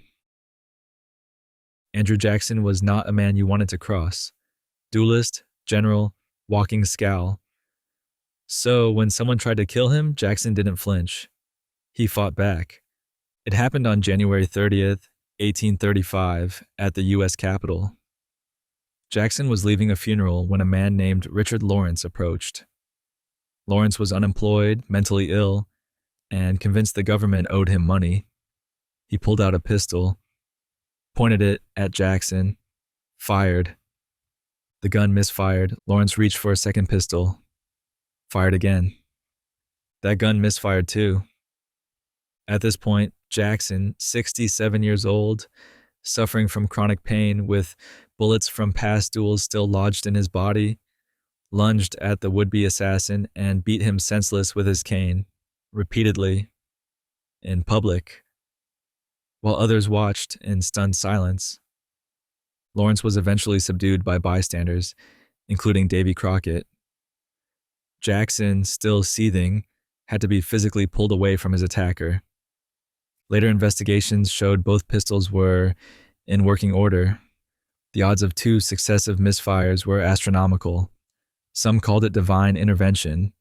Jackson called it a reason to keep carrying a cane. This event marked the first attempted assassination of a U.S. president, and it set the tone. Jackson didn't believe in passivity. Not in war, not in politics, and definitely not in defense. So, while others would duck or freeze, Old Hickory chose the nuclear option. Brute force in a tailored suit. From dodging bullets to delivering speeches, Jackson made survival look personal. But the next president? He just refused to leave office until the Constitution told him he had to. Franklin D. Roosevelt served 4 terms, more than any other president. No president before him served more than 2 terms. None dared. George Washington had set the precedent, and every successor followed it like gospel. Until Franklin Delano Roosevelt came along and said, "Hey, let's do it again." Then again, then one more time. FDR was elected in 1932, 1936, 1940, and 1944. 4 terms, 12 years in power. A presidency that began in the Great Depression and ended in the crucible of World War II. He didn't break the rules, there weren't any. Not legally, just tradition. But Roosevelt saw himself as indispensable. The country was on fire, and he was the hose. Voters agreed. Again and again. Each term came with crisis. The economy collapsed, Europe burned, Pearl Harbor was bombed. And through it all, Roosevelt gripped the nation's steering wheel with steel braces and relentless optimism. By his 4th term, his health was failing. Polio had long since taken his legs. Now, heart failure, fatigue, and the weight of war dragged him down. But still, he ran. Still, he won. He died less than 3 months into that 4th term. Sitting for a portrait in Warm Springs, Georgia, he slumped forward and was gone. The nation mourned, and then rewrote the rules. The 22nd Amendment was ratified in 1951, limiting all future presidents to 2 terms. FDR didn't just bend history, he reshaped the very office itself. The presidency grew with him and shrank a little after. 12 years. 1 war, 1 New Deal, and 1 leader who refused to quit. Harry Truman's daughter was a professional opera singer. Harry S. Truman didn't just have the guts to drop the bomb or stare down Stalin. He also had the fatherly nerves to sit front row while his daughter tackled opera, professionally, on national stages, with critics ready to pounce. Margaret Truman, the only child of Harry and Bess, was trained as a coloratura soprano. She studied at George Washington University and took her music seriously. This wasn't presidential nepotism. She earned her roles, her performances, and eventually her own fan base. But not everyone was impressed. In 1950, a Washington Post critic wrote a review of her performance that was less than glowing.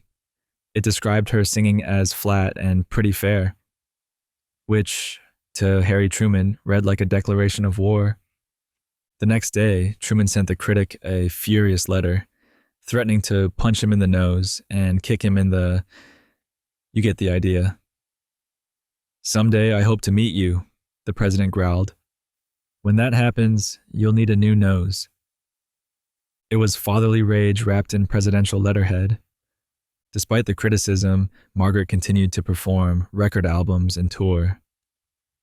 Eventually, she pivoted from the stage to the page, becoming a successful author of mystery novels. Dozens of them, many set in Washington, D.C., dripping with political intrigue.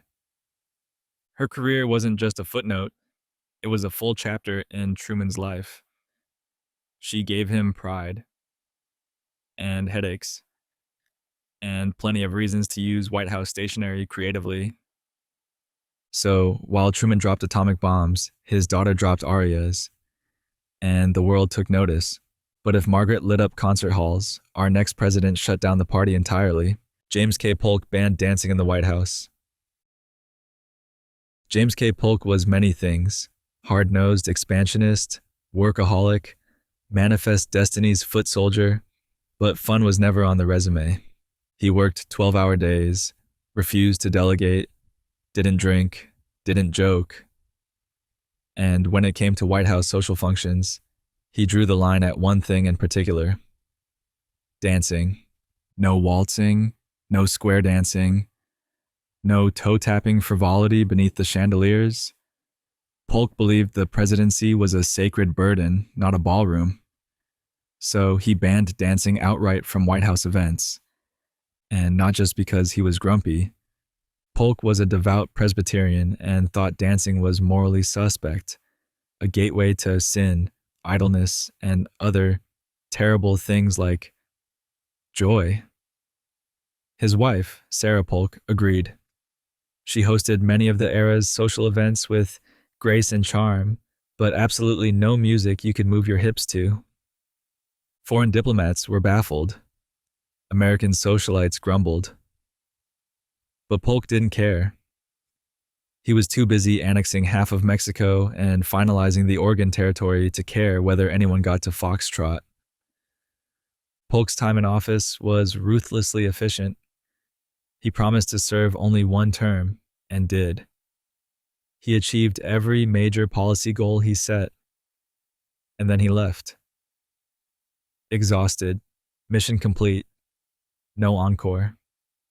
He died just 103 days after leaving office, and no, there was no funeral dance. So if Polk ruled the House with silence and stillness, our next president filled it with screams, lullabies, and the pitter-patter of 15 tiny footsteps. John Tyler had 15 children, the most of any president. If there were ever a president who treated the White House like a starter home, it was John Tyler. Because when it came to family planning, Tyler didn't plan, he multiplied. 15 kids, 2 wives. A presidential bloodline so robust, it's technically still going today. Tyler fathered 8 children with his first wife, Letitia, who passed away during his presidency. Then, in a shocking move, he remarried, while still in office, to a woman 30 years his junior, Julia Gardner. With her, he had 7 more children. He wasn't just the first president to remarry in office. He was the first to have his wedding inside the White House. The man redefined executive family values. By the time he died in 1862, he had more children than some frontier towns had residents.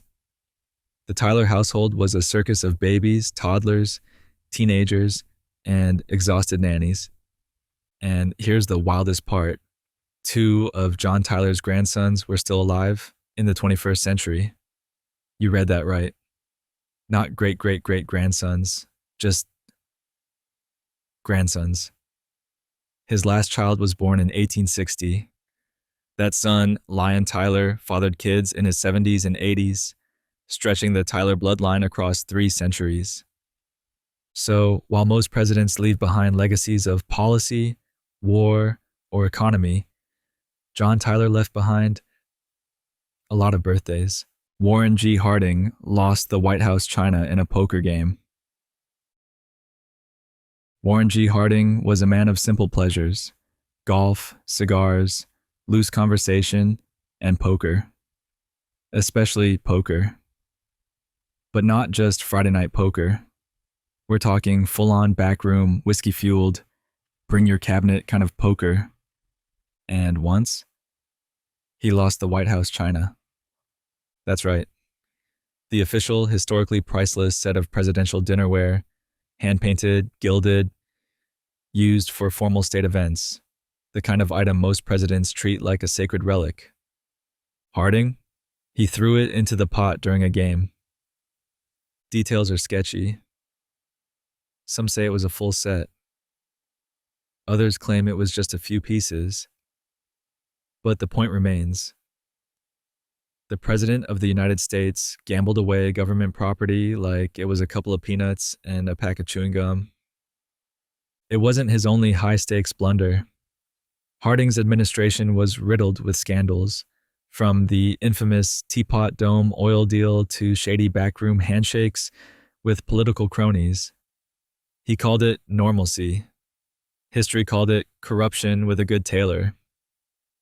But the poker table was where Harding let his real self out. He'd deal, bluff, smoke, and drop double entendres while surrounded by advisors and bootleg bourbon. This was during Prohibition, by the way. And as for the china, it was never officially replaced. Somewhere out there, in a dusty antique collection or the back room of a very confused poker champion, lie the remnants of a presidential dinner service won on a full house.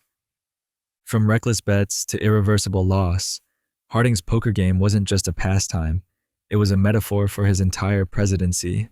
But if Harding lost porcelain over cards, our next president created an invisible fortress and then got shot hours later.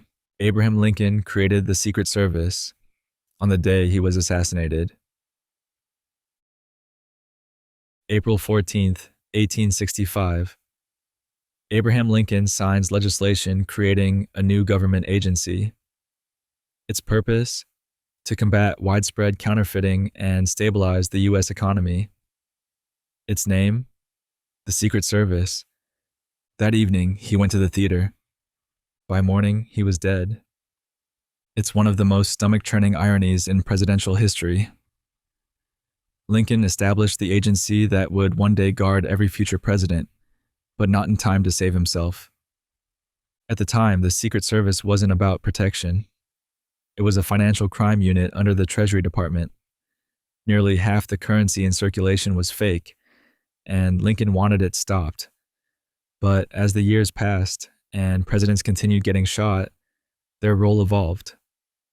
Fast forward to today, and they're synonymous with sunglasses, earpieces, and the phrase code black. But Lincoln? He had one bodyguard that night. One. John Frederick Parker. And guess where Parker was when John Wilkes Booth slipped into the presidential box? At the bar. Lincoln sat unprotected, watching a comedy play, while the future of presidential security lay buried under a pile of unsigned paperwork. It's a haunting detail, a what-if that history can't rewrite.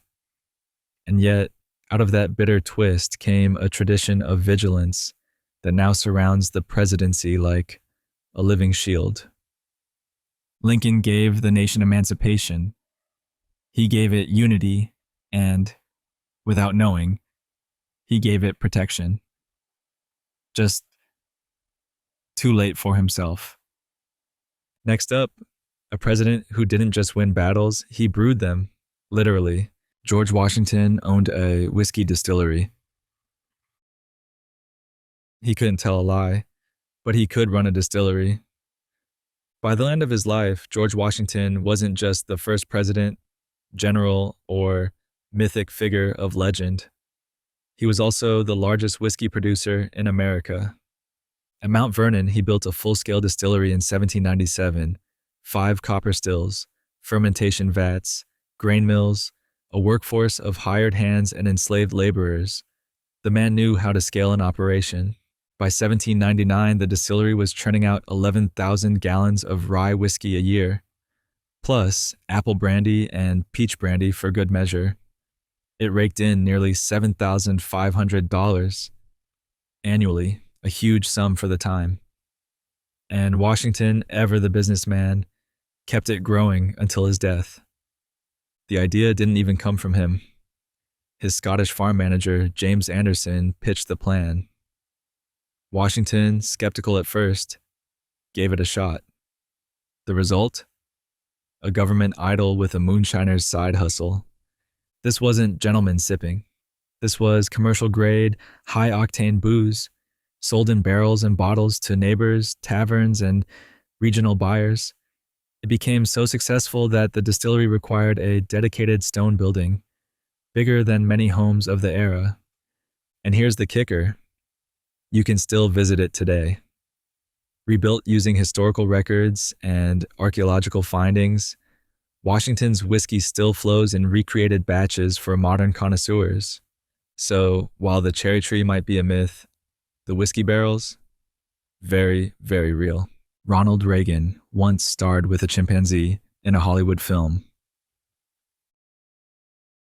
Before he was the great communicator, before he was the governor of California, before Mr. Gorbachev tear down this wall, Ronald Reagan was just another actor in Hollywood, with a chimpanzee for a co-star. The movie was Bedtime for Bonzo, 1951. The plot? A college professor, played by Reagan, tries to raise a chimpanzee like a human child to test the whole nature versus nurture thing. It's exactly as absurd as it sounds. Bonzo, the chimp, steals scenes with wide-eyed expressions, mischief, and slapstick gags. Reagan, meanwhile, does his best to deliver lines about moral development and behavioral psychology while dodging flying bananas and chimp tantrums. The film was a modest success and quickly became a pop culture punchline. When Reagan ran for office decades later, critics couldn't resist reminding voters that he'd once co-starred with a primate. Satirists called him the monkey actor. Late-night hosts had a field day. Reagan, he took it in stride.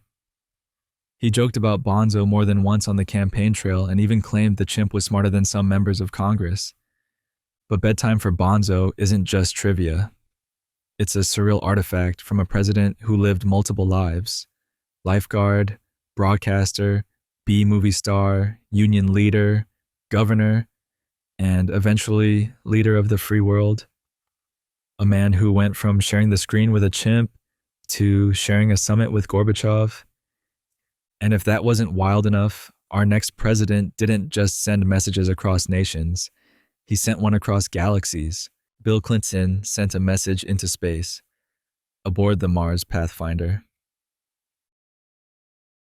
In 1997, NASA's Mars Pathfinder mission touched down on the dusty red surface of our neighboring planet, along with its little robotic rover, Sojourner, and a heap of scientific equipment. It carried something unusual, a note from the President of the United States. That president? William Jefferson Clinton. His message was engraved on a microchip, a digital time capsule of Earth's ambition.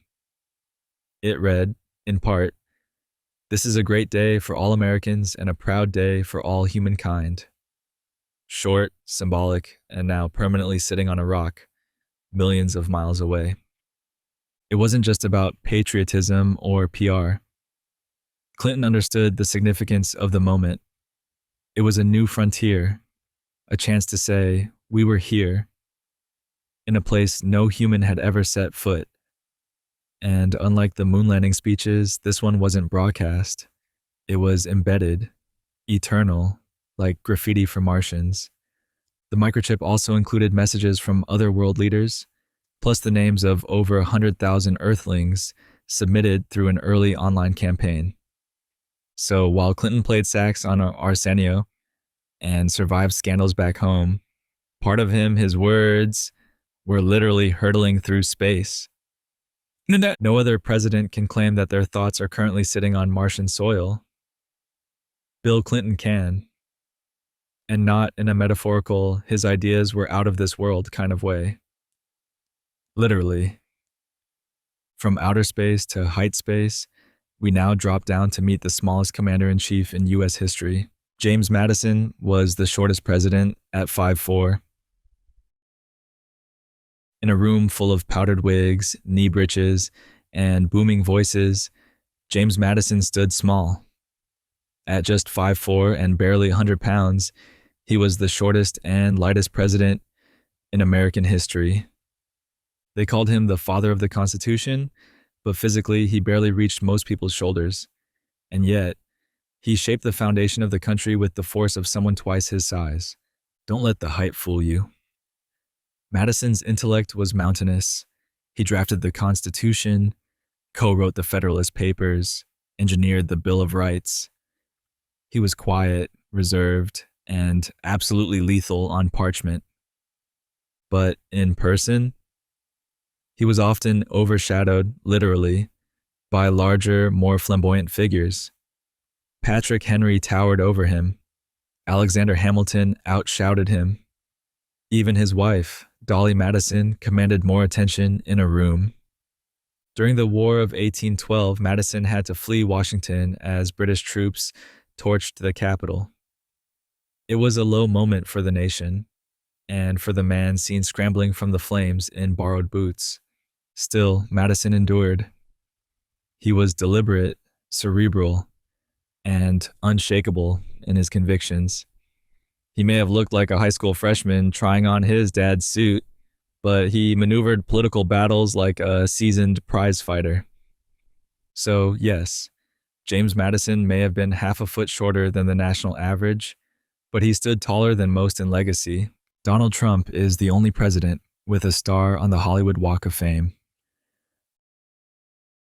Presidents get a lot of honors, portraits in the White House, statues in city squares, maybe a library with their name on it. Donald J. Trump? He's got a star planted in the sidewalk of Hollywood Boulevard. Trump received his star on the Hollywood Walk of Fame in 2007, not for politics, but for his contributions to television. Specifically for producing and starring in The Apprentice, a reality show where business dreams got built and crushed with the two-word guillotine. You're fired. The star sits among actors, musicians, directors, and icons. Marilyn Monroe, Elvis, Sinatra, and then Trump. It's one of the only times a US president appears in the same lineup as Bugs Bunny. Of course, the star has become a lightning rod. It's been vandalized, boarded up, fenced off, and rebuilt. It's had pickaxes swung at it, protesters dance on it, supporters pose beside it. Few slabs of concrete have generated more media cycles, but the fact remains, Trump is the only US president to earn a Walk of Fame star before stepping into politics. A celebrity first, commander-in-chief second, a man who turned branding into policy and ratings into power. Love him or loathe him, Trump rewrote the presidential origin story. Not from military service or political office, but from primetime TV. And while Trump's fame was born under stage lights, our next president's first breath was under hospital fluorescence. A modern beginning for a man who still teaches Sunday school. Jimmy Carter was the first president born in a hospital. It's a simple fact, almost boring on paper, but it marks a sharp turning point in American presidential history. James Earl Carter Jr., born October 1st, 1924, in Plains, Georgia, was the first U.S. president to be born in a hospital. That's right.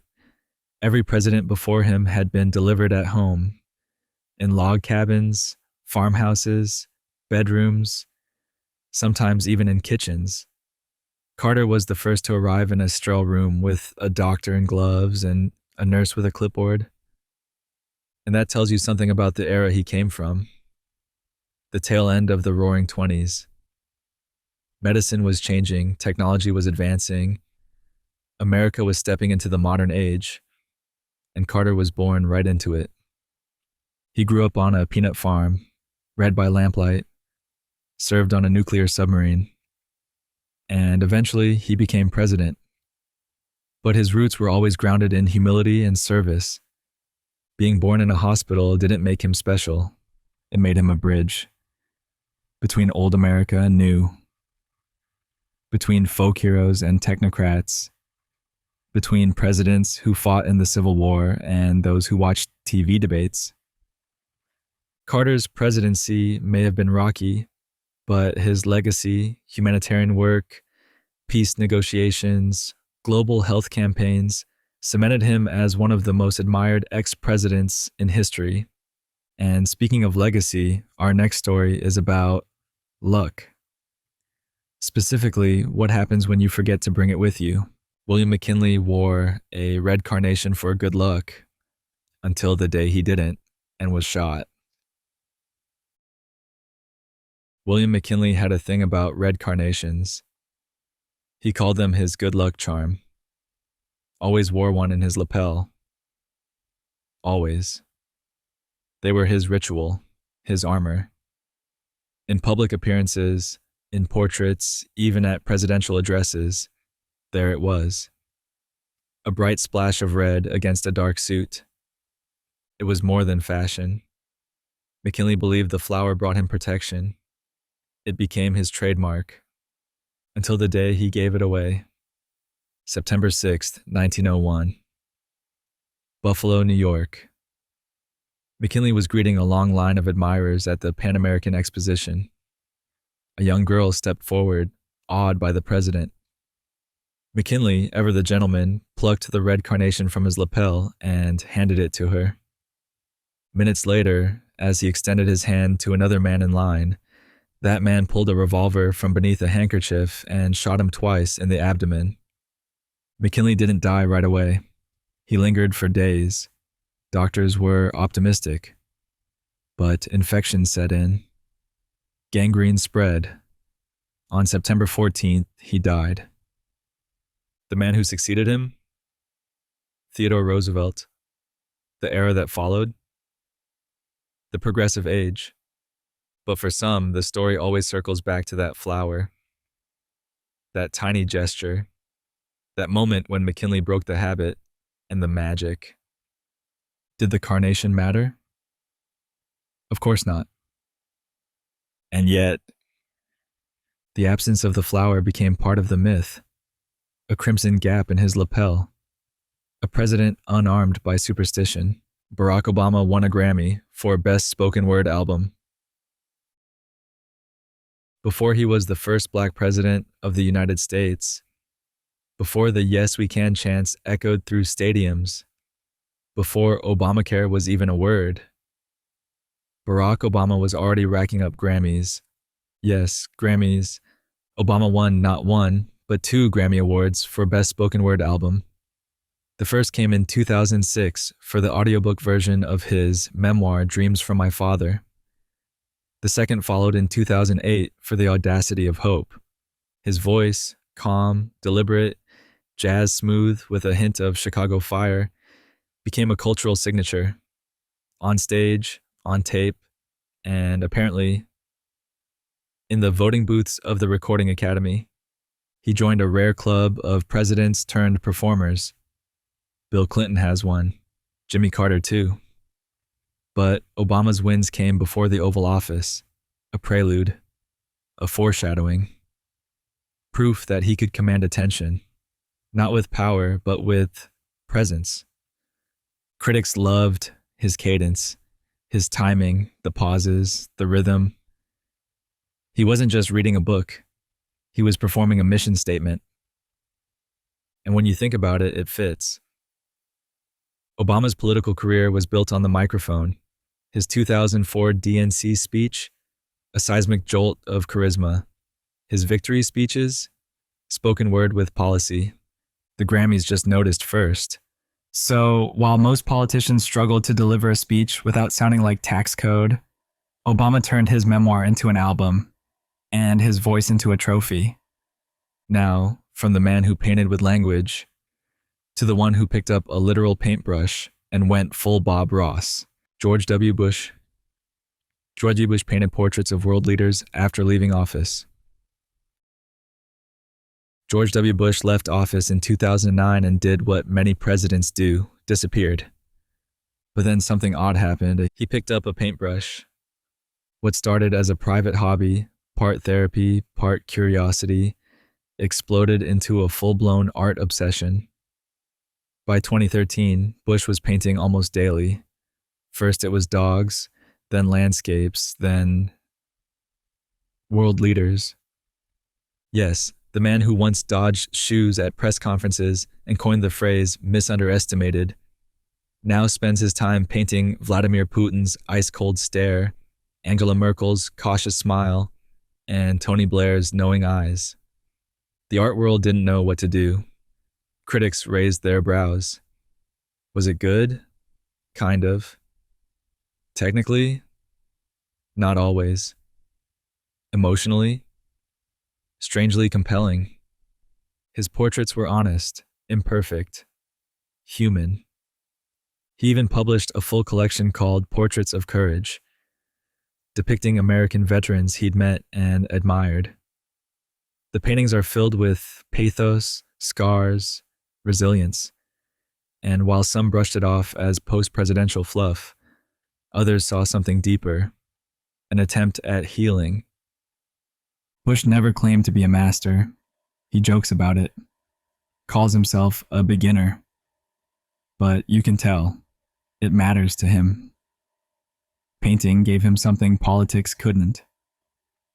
Stillness. So the president who once declared war now dabs oils on canvas, capturing souls in brushstrokes.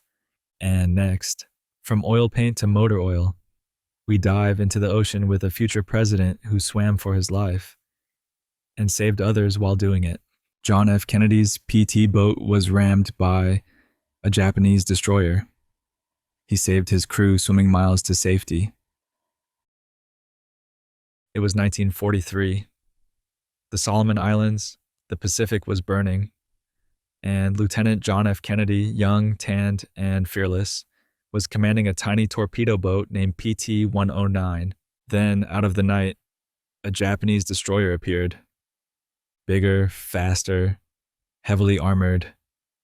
It sliced through PT-109 like a cleaver through butter. The boat exploded into flames and fragments. 2 crew members died instantly. The survivors were stranded in the pitch-black ocean. Kennedy, despite a serious back injury, didn't panic. He rallied the men, swam to the wreckage, grabbed the wounded, then led his crew on a harrowing swim over 3 miles through shark-infested waters to a small, uninhabited island. He towed one of the injured sailors by clenching a strap in his teeth, kicking through waves like a human motorboat. They survived on coconuts, hid from patrols, used a knife to carve a message into a coconut shell, and gave it to local islanders who smuggled it to Allied forces. After several grueling days, they were rescued. Kennedy was awarded the Navy and Marine Corps Medal for heroism, but he rarely bragged. It was just something he did, and it became part of the legend. That coconut shell? It sat on his desk in the Oval Office. A reminder that before he led the free world, he led 13 scared, exhausted men through darkness and open water and brought them all home. Ulysses S. Grant once got so drunk at a state dinner, his wife had to take over. Ulysses S. Grant could win battles, big ones, at Shiloh, at Vicksburg, at Appomattox. But his lifelong struggle wasn't just with Confederates. It was with a glass of whiskey. Grant's drinking was legendary, whispered among officers and clucked about by critics. And while he managed it during the Civil War with varying success, it didn't vanish when he stepped into the White House. One evening, during a formal state dinner packed with foreign dignitaries and D.C. high society, Grant apparently overdid it. Badly. The details, like many Gilded Age scandals, are a mix of hearsay and hushed memoirs. But here's the gist. Grant started the night steady, got into the liquor too early, and somewhere between the roast duck and the dessert cart, checked out. Slurred speech, bleary eyes, maybe a half snore during a toast. Entered Julia Grant, his wife, sharp, composed, socially fluent. She swept in without missing a beat, offering gracious smiles, charming anecdotes, and just enough political polish to steer the dinner through its final courses. The guests barely flinched. The newspapers didn't touch it. That was the era. Discretion was decorum. But insiders knew. And Julia had done what she'd always done, protected the image of her husband, the war hero, the president, and occasionally the inebriated dinner guest. Grant's drinking didn't define his presidency, but it haunted it. He was a brilliant general, a middling executive, and a man with demons who occasionally escaped through a decanter. And while he struggled with spirits, the next president was practically haunted by his family tree. Franklin D. Roosevelt was related to 11 other presidents. Franklin Delano Roosevelt didn't just marry into the presidency. He was practically born with it in his blood. Not only was he a fifth cousin to Theodore Roosevelt, whom he admired and emulated, he was also related, by blood or marriage, to 11 other U.S. presidents.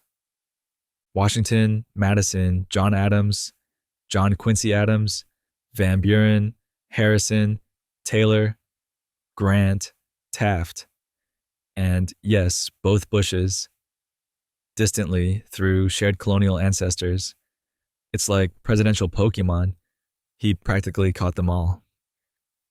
This wasn't coincidence.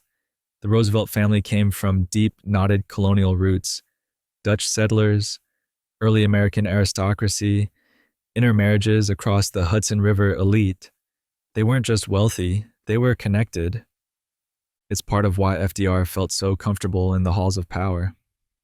He'd grown up around governors, moguls, and statesmen. He wasn't stepping into the club, he was the club.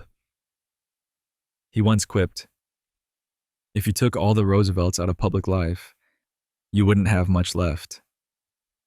And it wasn't just lineage. He married his fifth cousin once removed, Eleanor Roosevelt. She kept the name because, well, she already had it. FDR's patrician background gave him gravitas, but it also made his New Deal populism feel revolutionary. A rich man who attacked Wall Street, a political insider who broke the mold, a Roosevelt, but a different kind. And from elite bloodlines, we head to the White House guest list that included reptiles. Herbert Hoover's son had 2 pet alligators. The Roaring Twenties were full of strange things: flapper fashion, bathtub gin, and the occasional White House alligator. Enter Allen Hoover, son of Herbert Hoover. Young, curious, and clearly not bound by conventional pet rules, he kept 2 pet alligators. Not stuffed, not ornamental. Real gators. They weren't just confined to cages either. These cold-blooded roommates were known to occasionally wander the White House grounds. Whether they roamed the halls is a matter of lore, but staff recalled sightings that caused more than a few startled gasps. Why gators? No clear answer. Some say it was a gift from Florida. Others say it was Allen's eccentric choice. But Herbert Hoover, a man known for his stoicism and engineering precision, apparently didn't mind sharing residence with scaly tenants, and the public never officially notified. The era's press treated such oddities with a wink and a yawn. Imagine visiting the Oval Office and spotting a reptilian eye peeking from the bushes, or hearing a wet slap in the hallway and realizing that's not a staff member. The Hoover Gators became a strange footnote in a presidency better known for the Great Depression. But in a house that's seen wars, scandals, and ghost sightings, 2 alligators might be the least chaotic guests on record, Lyndon Johnson had a custom shower with multiple jets and demanded they hit exactly the right angles. Lyndon B. Johnson was a man of extremes: towering ego, booming voice, backroom deals that bent space-time.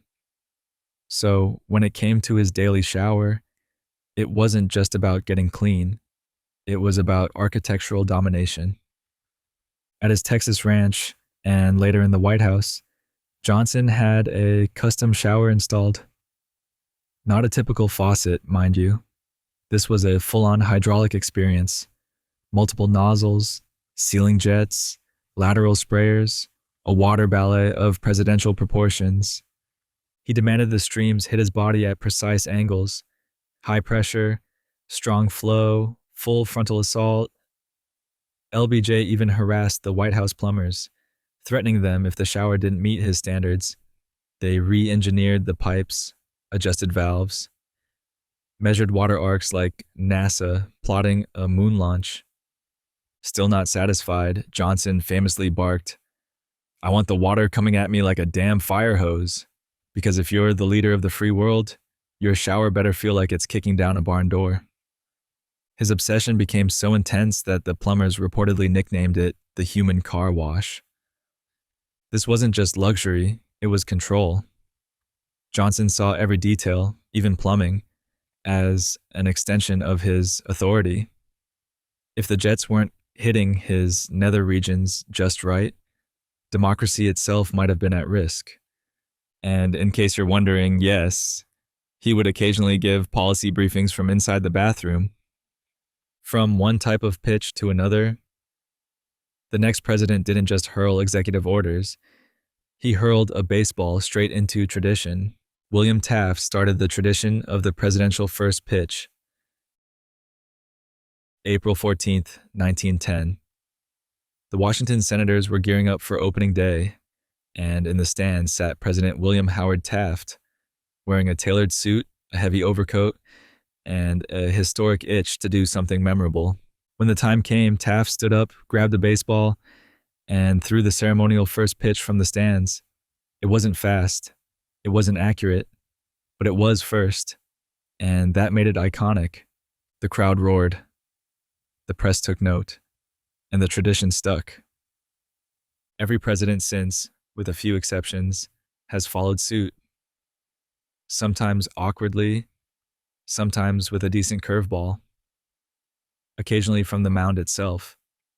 But it all traces back to Taft, a president better known for bathtub legends than baseball legacy. And while the image of him stuck in a tub lives on in American folklore, this first pitch moment showed another side, a leader who loved the game and understood its cultural pull. Taft was a baseball fanatic. He attended games regularly, even scheduling around them. When tensions rose in his administration, he'd slip away to catch innings, because sometimes governance needs a seventh inning stretch. So, if modern presidents earn points for athleticism with every pitch they throw, they owe it to the hefty man who did it first, with zero warm-up, a tight collar, and a gut full of presidential pride. And while Taft gave baseball a boost, the first president gave all of them a blueprint. George Washington declined to run for a third term, setting a precedent until FDR. George Washington didn't want to be king. That was the whole point. So after 2 terms of guiding a fledgling republic, fighting political factions, and spending more time wrangling cabinet squabbles than leading armies, Washington stepped down. He could have run again. Easily. There was no law against it. In fact, many expected him to continue. But Washington, ever the reluctant ruler, refused. His farewell address in 1796 read like a breakup letter to power, full of warnings about partisanship, foreign entanglements, and the seductive grip of office.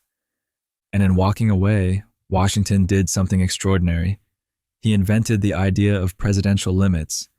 No term caps, just tradition, respect, self-restraint. For over 140 years, every president followed suit. 2 terms, then done, until Franklin D. Roosevelt shattered the mold with 4 consecutive wins, and a brand new amendment eventually capped it at 2. But Washington's exit wasn't just about modesty, it was strategic. He knew that republics rot when leaders cling too long, that democracy dies when ego overrides exit signs, so the man who could have ruled for life stepped aside, on principle. He went back to Mount Vernon, where he oversaw whiskey production, managed his estate, and avoided the kind of third act power trip history usually demands. Thomas Jefferson sent a giant cheese wheel to Congress. Forget bipartisan bills and policy memos. Thomas Jefferson once sent Congress a 1,235 pound wheel of cheese, not metaphorically, not as a metaphor for bureaucracy, a real, physically daunting, dairy-based leviathan of gratitude. The year was 1802. The gift came from the Baptist citizens of Cheshire, Massachusetts. Their intention? To thank Jefferson for championing religious freedom and fighting against the fusion of church and state. So, naturally, they crafted a 4-foot wide, 17-inch thick wheel of cheddar and shipped it via ox cart, 500 miles, to the White House. They called it the Mammoth Cheese. Jefferson, not one to shy away from symbolism or giant gifts, accepted it with pride. He served slices to visitors and foreign diplomats like a true cheese diplomat, but he didn't stop there. At one point, he re-gifted part of it, sending a chunk to Congress as if to say, "Here's to liberty, lactose, and legislative cholesterol." The cheese was made from the milk of 900 cows. It took 3 weeks to press. And no, it didn't come with refrigeration. It sat in the White House foyer for years. By some accounts, it turned rancid long before anyone had the nerve to tell Jefferson. But it wasn't just cheese. It was politics, publicity, and pioneer spirit. The cheese became a symbol of Jeffersonian democracy, humble, homemade, and massive. Andrew Jackson would later replicate the stunt with an even bigger cheese. Yes, there was a cheese arms race. So, while Jefferson wrote the Declaration of Independence and founded a university, he also pioneered the art of political dairy theater. And speaking of founders, the next president on our list was the final member of the revolutionary generation to hold the nation's highest office. James Monroe was the last founding father to serve as president. When James Monroe stepped into the presidency in 1817, the ink on the Constitution had been dry for decades, but the men who wrote it still walked the earth. Monroe was the last of them to take the helm. He wasn't just a name on the guest list of the Revolution. He was a combatant. He bled at the Battle of Trenton, survived Valley Forge, and carried the scars and bullet of a war that birthed a nation. He studied law under Thomas Jefferson, served as a diplomat under Washington, and in every political room, he was a living link to 1776. His presidency was defined by calm. The era of good feelings, they called it. A time when partisan bickering temporarily chilled, and the country expanded both physically and psychologically. Monroe helped negotiate the Missouri Compromise, signed off on the acquisition of Florida, and issued the Monroe Doctrine, a bold declaration that Europe should keep its old hands off the Western Hemisphere. But more than policy, Monroe brought a sense of gravitas. He wasn't a celebrity like Washington, a philosopher like Jefferson, or a flame-tongued fighter like Adams. He was the quiet closer, the steady final act. When he left office in 1825, the revolutionary torch flickered out. The founding fathers were done. The presidency would now belong to those born under the very flag they once raised. Monroe retired in debt, as many did back then, and died on July 4th, 1831, because In a twist of poetic death scheduling, founding fathers apparently liked to go out on Independence Day. And now, from final fathers to forever singles, we explore the bachelor president who threw state dinners. Table for one. James Buchanan was the only bachelor president. James Buchanan never married, never even came close after a very public heartbreak in his 20s, and that made him the lone bachelor president in American history. While every other president brought a wife, or at least a first lady stand-in to the White House, Buchanan ruled solo. No first couple photos, no hand to hold during ceremonies, no whispered counsel from across the dinner table. Just him, a man, alone, in a house filled with chandeliers and awkward seating arrangements. His niece, Harriet Lane, served as White House hostess.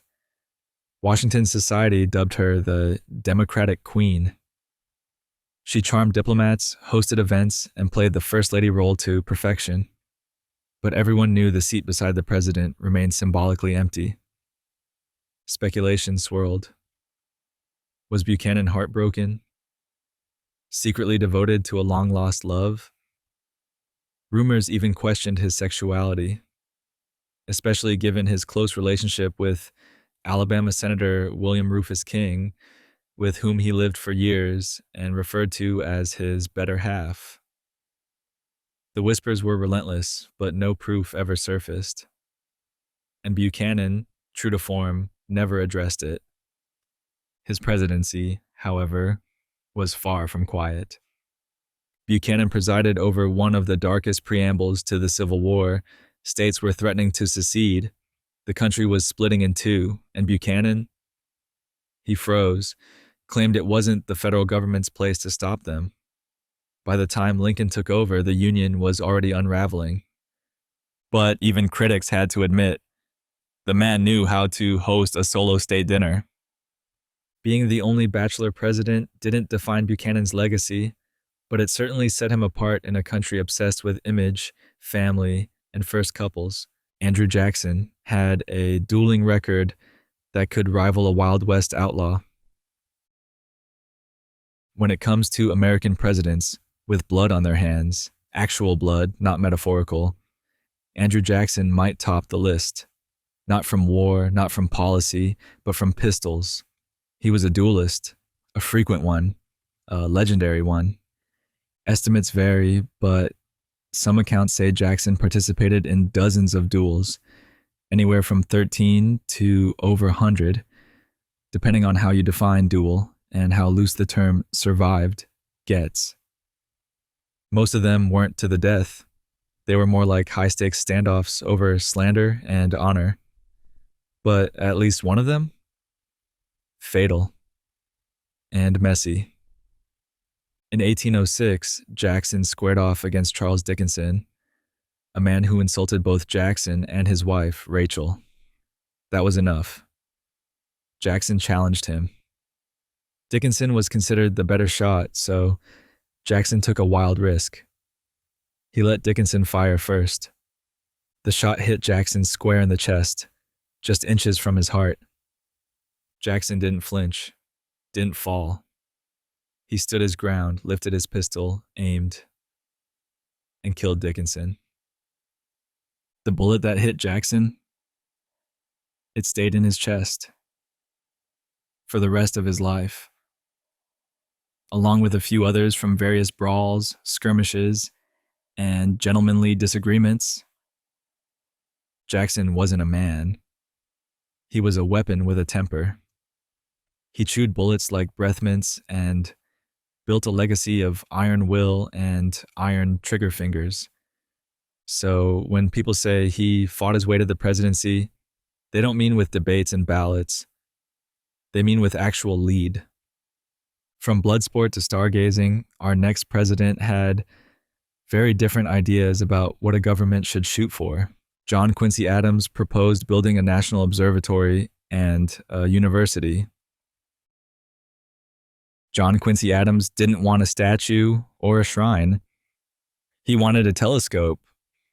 the sixth president of the United States and arguably the most intellectually overqualified, believed the role of government wasn't just defense and trade, it was elevation of the mind, of the nation, of the stars. So he proposed a grand plan: build a national observatory. And while we're at it, why not a national university too? To Adams, science and education were the soul of progress. He believed a government could and should fund knowledge like it funds an army. Whoever could make 2 ears of corn grow where one grew before, he once said, riffing from Voltaire, deserves better of mankind than the whole race of politicians. Congress was unimpressed. They scoffed at the observatory, called it elitist, expensive, useless. Some mocked it outright. One congressman famously dismissed it as a search for moral guidance from the stars. The bill died a quiet death, but Adams didn't drop the dream. After his presidency, he returned to the House of Representatives, the only former president to do so, and kept championing science, education, and, yes, observatories. Eventually, one was built. Not during his term, but later. In Washington, D.C., the United States Naval Observatory owes its roots, in part, to his vision. Today, it houses the vice president's residence. So, technically, someone finally lives in Adams's dream. Next up, a lanky lawyer with a stovepipe hat and a surprise up his sleeve, an inventor's patent tucked between Civil War strategies. Abraham Lincoln held a patent for a device to lift boats over shoals. Abraham Lincoln holds many firsts: first bearded president, first assassinated president, first truly iconic one. But here's a lesser-known title. Lincoln is the only U.S. president to hold a patent. Patent number 6469. Filed in 1849, it was for a device to lift steamboats over sandbars and shallow waters using a system of inflated bellows attached to the hull. Essentially, Lincoln invented floaties for boats. The idea came from personal experience. As a young man, Lincoln worked on riverboats and once got stranded on a sandbar. The experience lodged in his brain like a splinter, and later he sketched out a solution. He even had a wooden model built to show the mechanics. He never made a dime from it. The invention was never produced commercially, but it wasn't about profit. It was about problem solving, about the uniquely American urge to tinker. That little patent plaque now hangs in the Smithsonian. It's small, unassuming, but in that modest wooden model lies the mind of a man who solved national crises the same way he tried to lift boats, by elevating them from the bottom, one careful mechanism at a time. It's easy to think of Lincoln only in sepia tones and martyrdom. But this patent? It's a reminder. He was an inventor, a dreamer, and a guy who wanted to make river travel just a little less annoying. Martin Van Buren popularized the phrase, okay. You say it dozens of times a day. Text it, nod it, grunt it during meetings. Okay is so universal, it's practically invisible. But it wasn't always that way. In fact, its rise to global dominance was helped, if not outright launched, by an unlikely source. Martin Van Buren. The 8th President of the United States, Van Buren was nicknamed Old Kinderhook, a nod to his hometown of Kinderhook, New York. During his presidential campaign in 1840, supporters formed clubs called the OK Clubs, using the abbreviation as both a rallying cry and a branding tool. They slapped it on banners, buttons, posters, early 19th century merch. But the phrase itself? It had been floating around for a few years as a sarcastic abbreviation for all correct, a deliberately misspelled way of writing all correct. which was part of a broader Boston newspaper trend of goofy shorthand like KY for no you say. Van Buren's campaign catapulted OK into the mainstream. Though he ultimately lost the election, the phrase stuck. It leapt from political slogan to everyday slang. And from there, it went global. It crossed oceans, languages, and generations. By the 20th century, OK was the most recognized word on the planet, second only to Coca-Cola. So yes, Martin Van Buren didn't just run the country, he helped co-author its most iconic verbal shrug. And while Van Buren shaped language, the next president shaped his love life. In the front row of a classroom, Millard Fillmore married his teacher. Millard Fillmore, the 13th president, didn't just study hard, he studied his future wife. Her name was Abigail Powers. She was 2 years older than him, and at the time they met, she was his schoolteacher. Fillmore was 19, she was 21. And while it sounds eyebrow-raising by today's standards, back then it was just unusual. Their courtship was slow and respectful. They exchanged books, notes, intellectual debates. Fillmore, coming from poverty, was enchanted by her education. She, in turn, admired his ambition and humility. They married in 1826. Over the years, Abigail became more than just a partner. She was his confidant, editor, and political compass. She had strong views on temperance, education, and public service. When Fillmore reached the White House, she brought her quiet intellect to every room she entered. Abigail avoided the spotlight, but she left her mark. She expanded the White House library. She held literary salons. She wrote letters that now serve as windows into a cerebral, bookish first couple. When she passed away in 1853, shortly after Fillmore left office, he was devastated. His next marriage, while affectionate, never reached the same depth. Their relationship may have started in a classroom, but it evolved into something rare, a union of minds in a political era dominated by dynasties and arranged matches.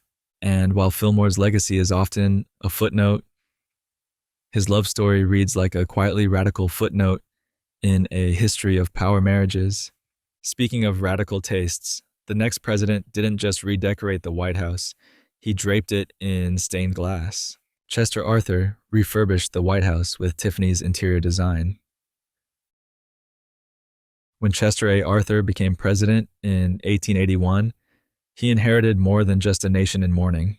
He inherited a terrible design scheme. The White House was worn, musty, and drenched in Victorian drab. Arthur, a man of style and sophistication, wasn't having it. So he hired Louis Comfort Tiffany, yes, that Tiffany, of stained glass fame, to overhaul the executive mansion. It was the Gilded Age, and Arthur wanted the White House to shine like it belonged on Fifth Avenue. Tiffany went full opulence. Think massive glass screens, jewel-toned color palettes, lavish oriental rugs, and intricate decorative borders. The entrance hall alone got a peacock-colored glass partition so grand, it turned the East Room into a kaleidoscope. Arthur didn't just redecorate, he curated. He sold off old furniture in a public auction, including pieces from earlier presidencies, and handpicked everything that went in. Velvet drapes, gaslight chandeliers, custom wall treatments. The press was dazzled. Guests were stunned. And for a brief window, the White House glowed like a Manhattan ballroom. Unfortunately, the aesthetic didn't last. Later administrations, especially during the early 20th century, stripped out most of the Tiffany designs in favor of more presidential looks, red, beige, solemn, traditional. But Arthur's renovation was more than flair, it was a declaration that the White House wasn't just a symbol of power. It could be beautiful too. Franklin Pierce memorized his entire inaugural speech. Franklin Pierce may not rank high on the list of memorable presidents, But for one brief, shining moment, he gave one of the most astonishingly committed performances in inaugural history. He memorized his entire inaugural address, all 3,319 words, no teleprompter, no note cards, no script hidden in a coat pocket, just raw brain power and a tightrope of nerves, all unfolding in front of a crowd in the early March chill of 1853. And let's be clear, this wasn't a light pep talk. It was a dense Victorian thicket of 19th century legalese and moral philosophy. The kind of speech where sentences go on for paragraphs and words like benignant make frequent appearances. Why did he do it? Some say it was a show of humility, a way to avoid grandstanding. Others say he wanted to break tradition and start strong with a gesture of mental clarity.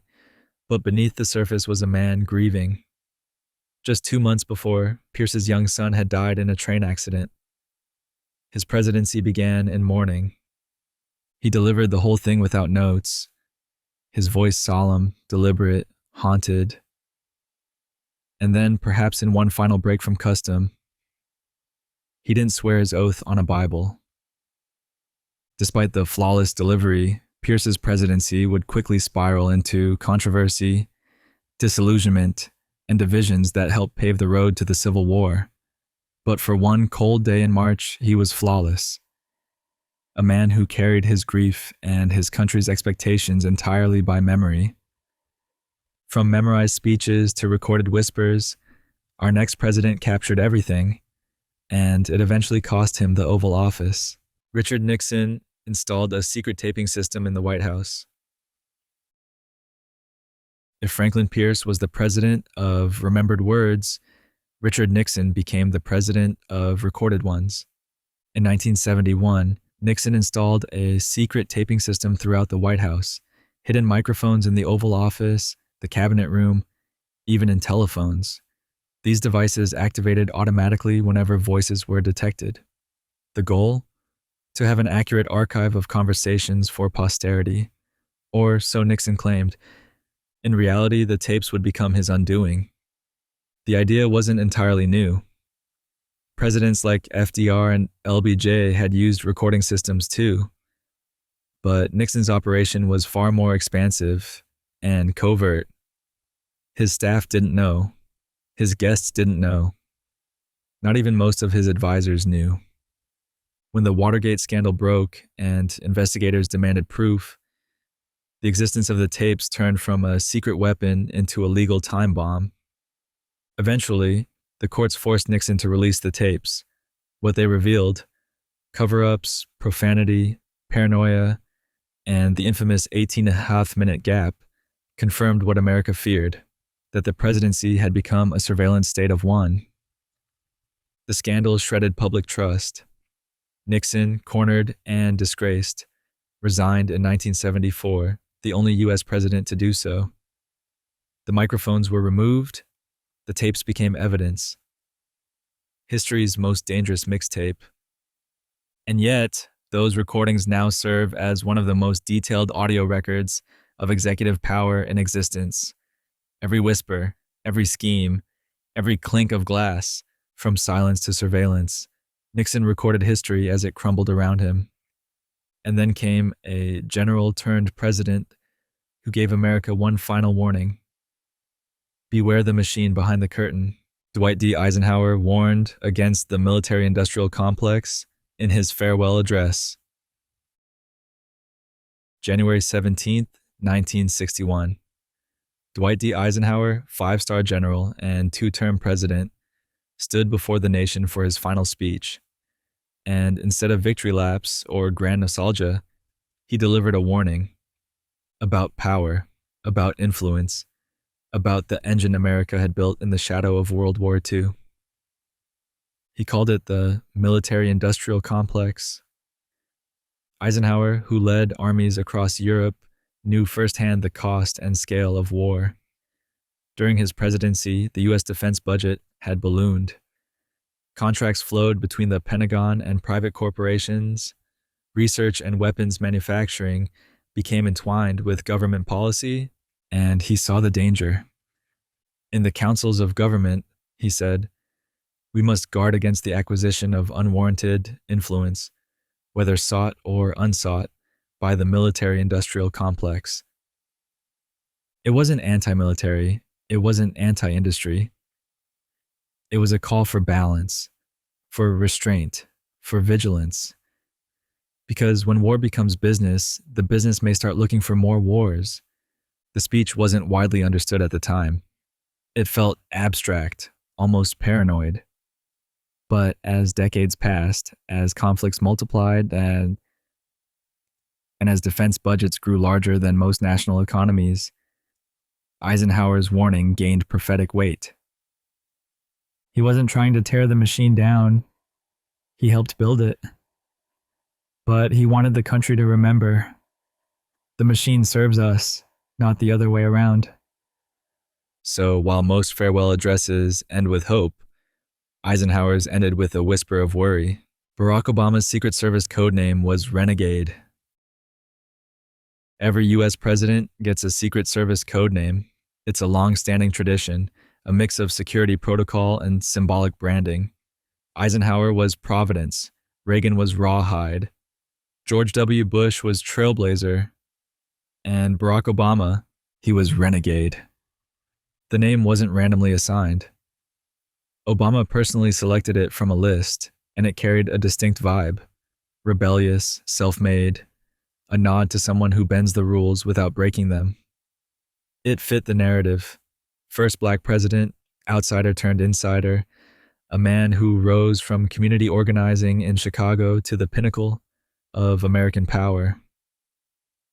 Renegade sounded cool, dangerous, like the title of a spy novel or the lead character in a Netflix thriller. And yet, it was laced with intention. Obama was often portrayed as a disruptor. His very presence in the Oval Office challenged centuries of precedent. So, when the code name was revealed, it felt like both a brand and a battle cry. The rest of his family got equally thematic tags. Michelle Obama was Renaissance. Malia was Radiance. Sasha? Rosebud. A poetic, almost cinematic set of names. These code names weren't just for flair. They were used over radio transmissions, during travel logistics, and in high-stakes scenarios. Even now, in private protection circles, Renegade still carries weight. Obama may have left office in 2017, but his codename still follows him, echoing in secure comms and whispered security briefings. A renegade then, a renegade now. And if Obama rode with poetic swagger, the next president clocked miles with diesel loyalty.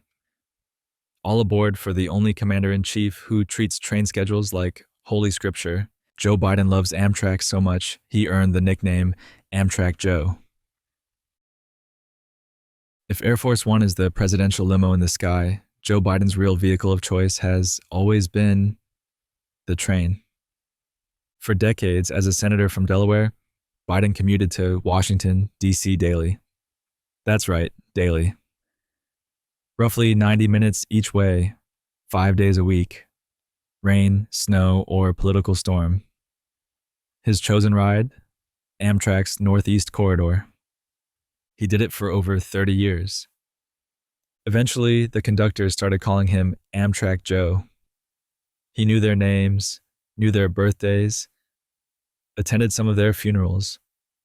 The crew that considered him family. One estimate said he logged more than 2 million miles on Amtrak, a mileage total that rivals most astronauts. To Biden, the train wasn't just transport, it was a symbol of working-class America, of stability, of showing up. When tragedy struck his family, after the car crash that killed his wife and daughter, he refused to move to D.C. full-time. The train allowed him to be home with his surviving sons every night. As vice president, he still rode when he could. As president, he's often spoken about restoring the nation's rail systems, citing first-hand experience with every click and clack of those steel tracks. In 2021, when he commemorated Amtrak's 50th anniversary, he gave a heartfelt speech. talking less about infrastructure and more about people, the attendants, the engineers, the ticket punchers who watched him grow old between Wilmington and Union Station. Amtrak Joe wasn't a nickname. It was a title earned across 7,000 commutes and 1,000 casual conversations in coach.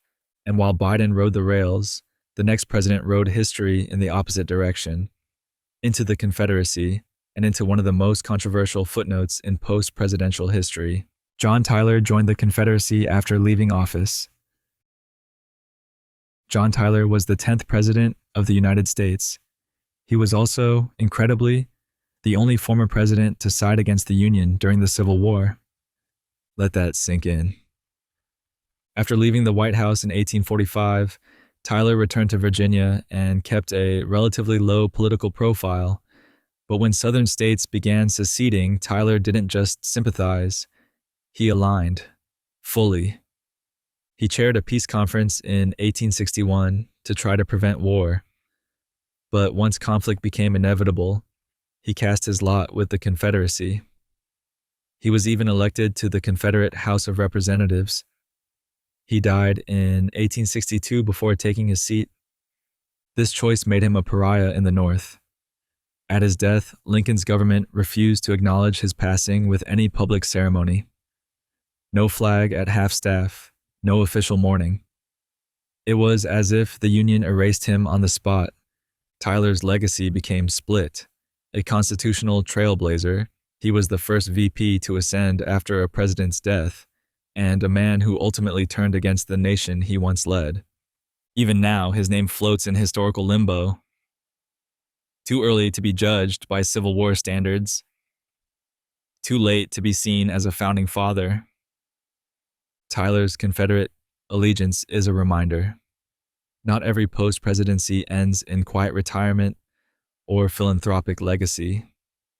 Some, like his, end in open rebellion. James Madison helped write both the Constitution and the Bill of Rights. James Madison wasn't just a founding father. He was the founding father when it came to American paperwork. He didn't just sign the Constitution, he wrote it, shaped it, finessed it, defended it.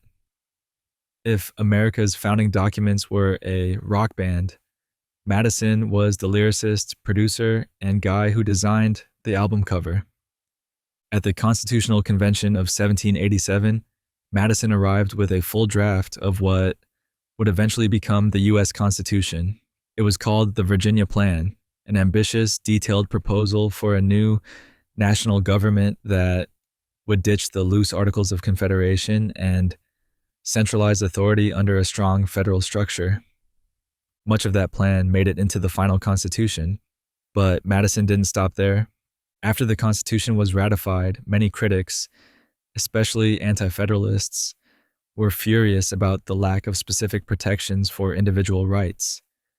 Madison, at first, thought the Constitution was fine as is, but he listened, adjusted, and delivered. He drafted the first 12 amendments to the Constitution. 10 were ratified. You know them as the Bill of Rights. Freedom of speech? Madison. Freedom of religion? Madison. Right to bear arms? Trial by jury? Protection from unreasonable searches? All Madison. He basically invented the greatest hits playlist of American civil liberties. And here's the kicker. He was only in his late 30s when he did all this. By the time he became president, he had already written the rule book, built the stadium, and designed the scoreboard. Today, we call him the father of the Constitution. But really, he was the master coder of American democracy. Quiet, brilliant, and impossible to replace. From ink and paper to leather soles and weather reports, we jump to a president whose power walks began before sunrise and ended with steely resolve. Harry Truman used to wake up at 5 a.m. daily for a brisk walk, rain or shine. In a White House filled with cigars, bourbon, and political theater, Harry Truman added something rare: an early morning power walk. Every day at 5 o'clock a.m., regardless of weather, political scandal, or Cold War jitters, Truman would rise, lace up his shoes, and hit the pavement.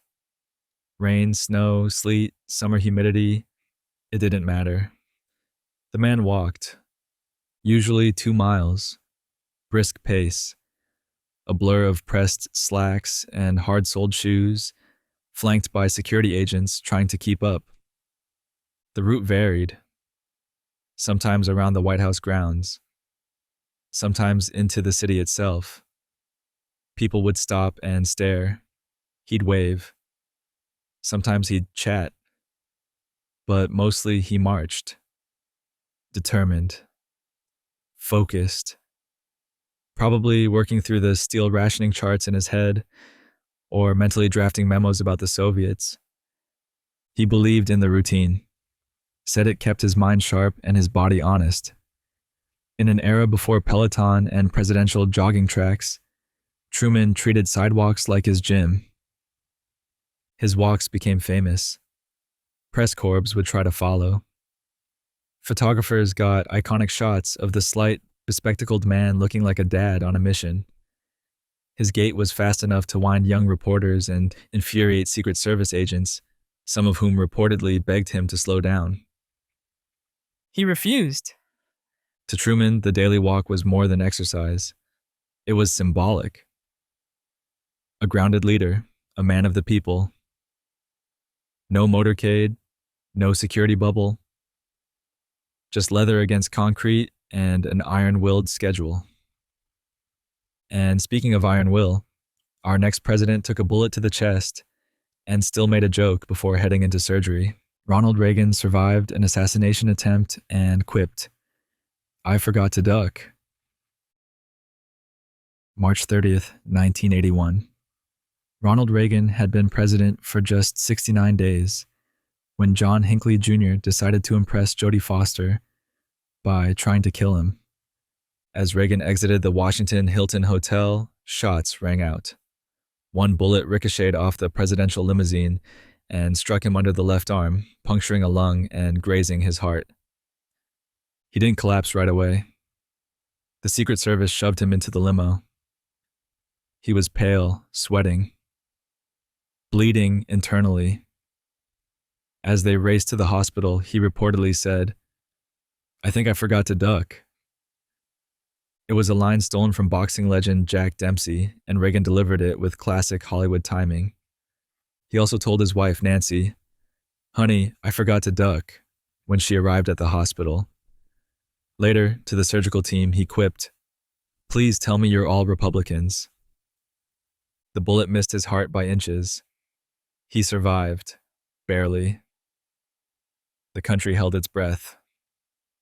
And when he emerged from surgery with a smile and a zinger, his approval ratings soared. Even political enemies softened. Reagan's brush with death cemented his image. Resilient, unshakable, and witty under pressure. He didn't just survive, he performed survival.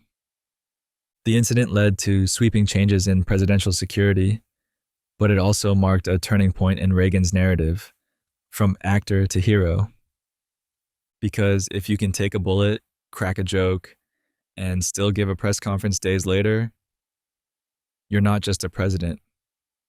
You're a symbol. George H.W. Bush skydived on his 90th birthday. Most people spend their 90th birthday blowing out candles, surrounded by grandchildren, and making sure they don't trip over a throw rug. George H.W. Bush, he jumped out of a plane. On June 12, 2014, the 41st President of the United States celebrated his milestone birthday by strapping on a parachute and skydiving over the coast of Kennebunkport, Maine. Not tandem, not simulated, real skydiving. From 10,000 feet in the air. It wasn't his first jump, far from it. Bush had taken to the skies before, most notably during World War II. when he was a Navy pilot shot down over the Pacific. He bailed out of a burning plane and was rescued by a U.S. submarine, making it out alive while some of his crewmates did not. That moment shaped him. And skydiving later in life became a kind of ritual, a way to reconnect with the rawness of that survival. He jumped for his 75th birthday, then 80, then 85, and finally at 90. By that last jump, he had Parkinson's disease and was mostly confined to a wheelchair. But that didn't stop him. With the help of an Army parachute team, Bush soared once more, proving that some presidents age with the quiet dignity of memoir writing, and others prefer to plummet from the sky, grinning. His parachute opened wide, red, white, and blue. Because of course it did. It wasn't just a stunt. It was George H.W. Bush's ethos made visible. Courage, discipline, and an almost mischievous craving for life. From the skies above Maine to the myths etched into elementary school textbooks, we now descend back to earth, straight into the cherry tree that never was. George Washington didn't actually chop down a cherry tree. I cannot tell a lie. I did it with my little hatchet. It's one of the most enduring legends in American folklore. A young George Washington, supposedly filled with early honesty, confesses to cutting down his father's prized cherry tree. Only one problem: it never happened. The story was invented by a man named Mason Locke Weems, a clergyman turned biographer who was trying to sell more copies of his 1800 book, The Life of Washington. He wanted to paint the first president as not just a war hero or statesman, but a paragon of moral virtue. So he did what any early PR specialist would do. He made stuff up. The cherry tree tale appeared in later editions of the book and instantly resonated. Teachers loved it. Parents quoted it. Children memorized it. It became canon. Even as scholars began to debunk it, the story stuck around. Because it felt true. Washington was known for his integrity, for resigning his command instead of seizing power, for walking away from the presidency after 2 terms, for refusing a crown. The cherry tree myth became a metaphor, not just for honesty, but for the ideal American citizen, bold, truthful, and grounded in familial respect. But let's be clear, there is no historical evidence that any hatchet met any cherry bark. It was pure fiction. And Washington, meticulous about his image, probably would have hated the cloying morality of it. So next time someone tells you about young George and his tree-chopping confession, feel free to nod. Then smile. Then say, you know he actually hated telling lies about himself. From cherry trees to ambidextrous brilliance, we close out with a president who didn't just use both hands. He used both languages simultaneously. James Garfield was ambidextrous and multilingual. James A. Garfield could do something almost no one else in history could: write Latin with one hand and Greek with the other at the same time. No, seriously. One hand would scrawl ancient Latin phrases while the other dashed out Greek text. He didn't just think in 2 languages, he performed them like a circus act. Garfield's intellect was absurd. Before becoming the 20th president, he was a classics professor, a college president, and a Civil War general. He could recite entire passages of classical literature. He learned shorthand just for fun. His campaign slogan might as well have been, "Do you even polyglot, bro?" His brain was a filing cabinet packed with knowledge: math, literature, languages, philosophy. And yet, he came from brutal poverty, born in a log cabin in Ohio, raised by a single mother. His rise was pure grit and raw mental horsepower. Garfield believed deeply in education, seeing it as the great equalizer. As president, He advocated for civil service reform and merit-based appointments until an angry job seeker put a bullet in his back. He lingered for 80 days, enduring infection, outdated medicine, and incompetent surgery. But even on his deathbed, his mind remained sharp. His last words were reportedly, "Swaim, can't you do something for me?" Today, Garfield is a historical asterisk. Most remember the assassination, few recall the man. But those who look closely find one of the most intellectually gifted individuals to ever occupy the Oval Office. William McKinley wore a lucky red carnation daily. Before he was the 25th president, William McKinley was already a man of habit, polished, formal, deliberate. But one detail stood out from the starch and suit cloth. A single, vibrant red carnation, always pinned to his lapel. He called it his good luck charm. McKinley believed in signs, omens, little superstitions that gave structure to the chaos of politics and war. The carnation, bright, optimistic, rooted in tradition, became his talisman. He wore one at every public event, every major speech, every photograph. It was as much a part of his uniform as the flag pin decades later. But on September 6, 1901, while visiting the Pan American Exposition in Buffalo, New York, McKinley did something unusual. He gave his flower away. A young girl approached him during a receiving line. McKinley, ever the gentleman, smiled, plucked the carnation from his coat, and handed it to her. Moments later, an anarchist named Leon Czolgosz stepped forward and shot him twice at point-blank range. McKinley initially survived the shooting, even reassuring bystanders, "Be careful how you tell my wife," but the wounds became infected.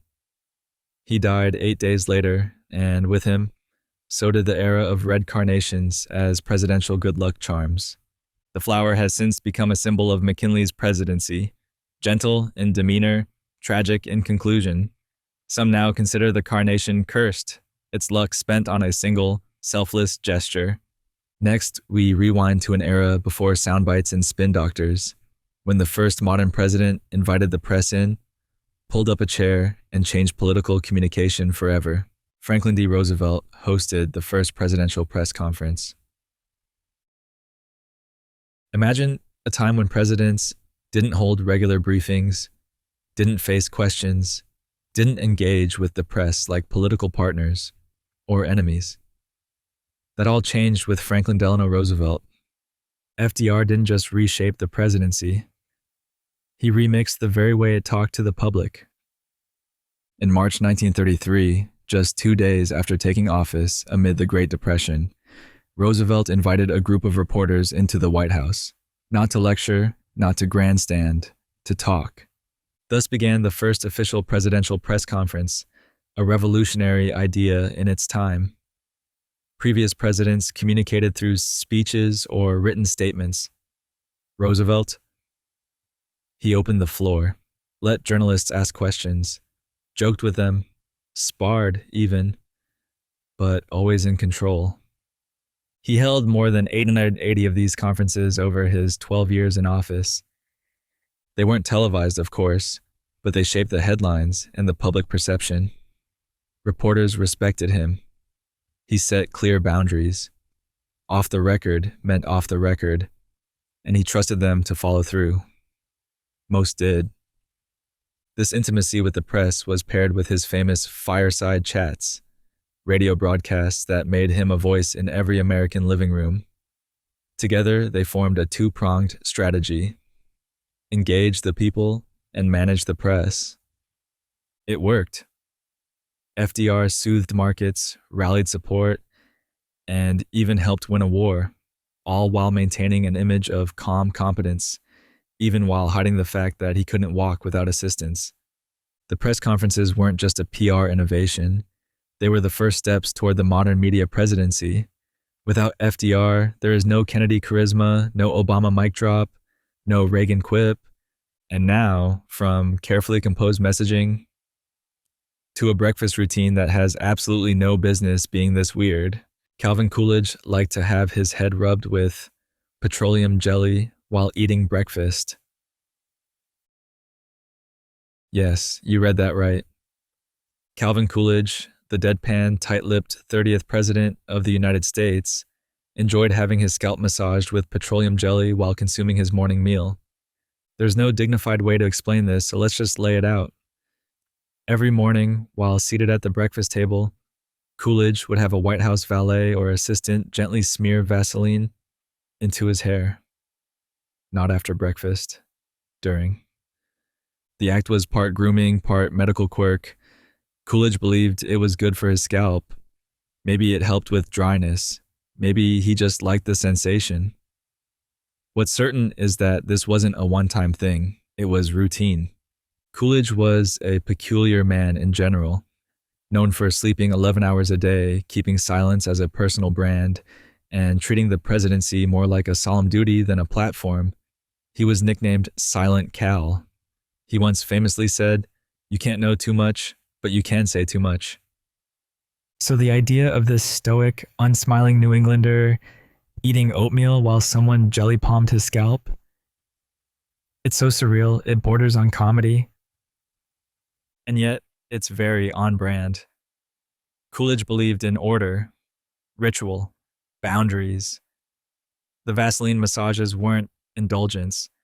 They were part of the operating system. You don't serve 5 years as president, navigate post-war America, and restore public trust after the Harding scandals without a few odd habits. Abraham Lincoln's dog Fido was also assassinated by a drunk with a knife. Fido was a yellowish mixed breed mutt with big ears, bad manners, and a heart full of loyalty. He belonged to Abraham Lincoln long before the White House, back in Springfield, Illinois, when Lincoln was just a lawyer with a gangly walk and a stovepipe hat. When Lincoln won the presidency in 1860, he made the difficult decision to leave Fido behind.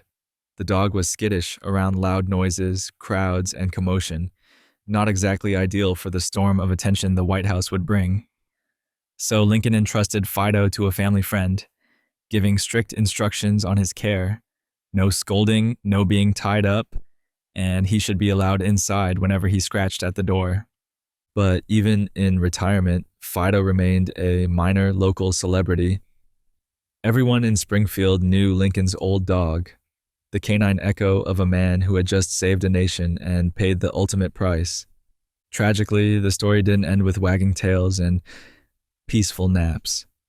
A year after Lincoln's assassination, Fido was resting on a sidewalk when a drunk man approached. For reasons still unclear, possibly as a cruel prank or in a fit of rage, he stabbed the dog to death with a knife. Fido was, like his master, killed senselessly. And like Lincoln, he became a kind of martyr. Not a political one, but a symbol of innocence caught in the storm of violence and madness that plagued post-Civil War America. Some pets die quietly. Others, like Fido, leave behind folklore, fur, blood, and heartbreak. From presidential dogs to reptilian decor, we now head to one of the earliest and weirdest stories of White House wildlife. Spoiler, it's got claws. John Adams kept a pet alligator in the East Room, briefly. Yes, you read that right. The second president of the United States, the powdered wig-wearing, Constitution-crafting John Adams, had an alligator in the East Room, briefly, but still. The tale is one of those quirky historical riddles wrapped in rumor and reptile. Most versions credit Marquis de Lafayette, the French aristocrat who fought in the Revolutionary War and later returned to America in a blaze of public adoration. When he came bearing gifts, one of them, supposedly, was a juvenile alligator. Rather than say, "Merci, but no merci," Adams accepted it. Now, what do you do with an alligator in 1800? You can't exactly build a tank. The White House wasn't even finished. Plumbing was sketchy. So the East Room, a cavernous, unfinished space, became its temporary habitat. Visitors were startled, staff were horrified, and Adams, it seems, was amused. He loved telling guests to be careful where they stepped. Eventually, the alligator was either moved to a more appropriate home or faded into historical ambiguity. Some say the story is apocryphal, mixed up with later alligator lore involving John Quincy Adams and Herbert Hoover. Still, the image persists. John Adams, elder statesman, walking guests past a snout peeking from behind a drape. It may be exaggerated, but it's peak early American chaos. Before the Secret Service, before handlers, before rules.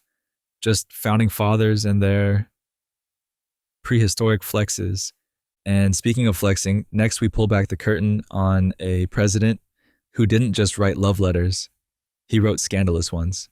Warren Harding wrote steamy love letters to his mistress, Nan Britton.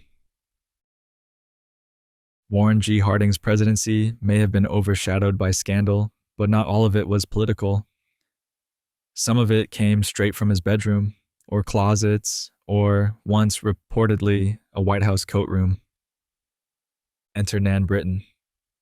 She was 30 years younger than Harding. Their affair began while he was a senator, before he ever stepped into the Oval Office.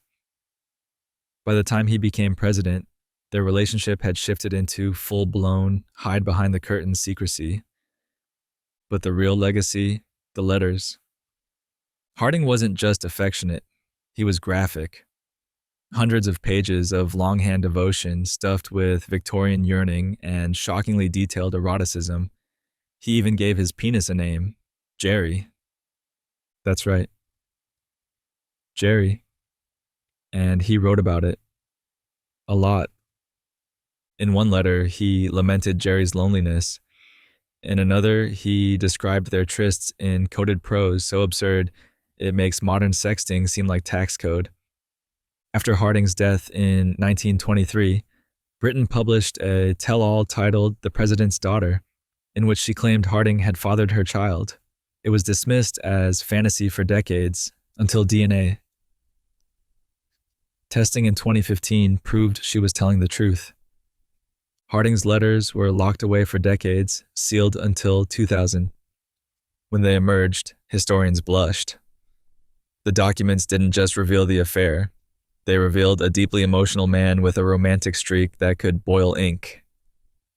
Harding was not a great president, but he might have been America's greatest erotic pen pal. Lyndon Johnson had his initials monogrammed on all his shirts, shoes, and even underwear. Lyndon B. Johnson didn't just lead the country, he branded it, and himself, repeatedly. LBJ, as he was famously known, had a penchant for putting his initials on everything. Shirts, monogrammed. Socks? You bet. Cufflinks? Obviously. But it didn't stop there. He even had his initials sewn into his underwear. It wasn't just vanity, it was identity. Johnson was a man of massive presence, physically, politically, psychologically, and he infused that bigness into everything he wore, touched, or signed. LBJ wasn't just a monogram, it was a logo. Shoes, too. Every pair. Custom made, often by Texas shoemakers. Each stamped LBJ. Because if you're going to plant your feet in the mud of American politics, you better make sure they're personalized. The branding extended to his ranch, his towels, his pencils, even his dogs. Beagle 1 and Beagle 2. It was all part of the mythos. Johnson didn't believe in subtlety. He was the master of the Johnson treatment, looming over lawmakers, twisting arms, whispering threats, coaxing votes. And he did it all while wearing underwear that basically shouted, "I am the president," in stitched thread. But beneath the embroidered bravado was a man obsessed with legacy. LBJ feared being forgotten. So he left his mark, on policy, on fabric, on history. From initials to absence, we shift to a president whose time in the White House was so short, he barely unpacked. Zachary Taylor never lived in the White House. He died shortly after moving in. Zachary Taylor was a war hero, a national celebrity, and the 12th president of the United States. But his presidency, it barely got out of bed. He was inaugurated in March 1849. By July 1850, just 16 months later, he was dead. The cause? Still debated. The official story: Taylor attended a 4th of July celebration in sweltering DC heat, downed a mix of cherries, iced milk, and raw vegetables, then fell violently ill with gastroenteritis or possibly cholera. He died days later. But here's the twist. Taylor spent most of his brief presidency avoiding the White House.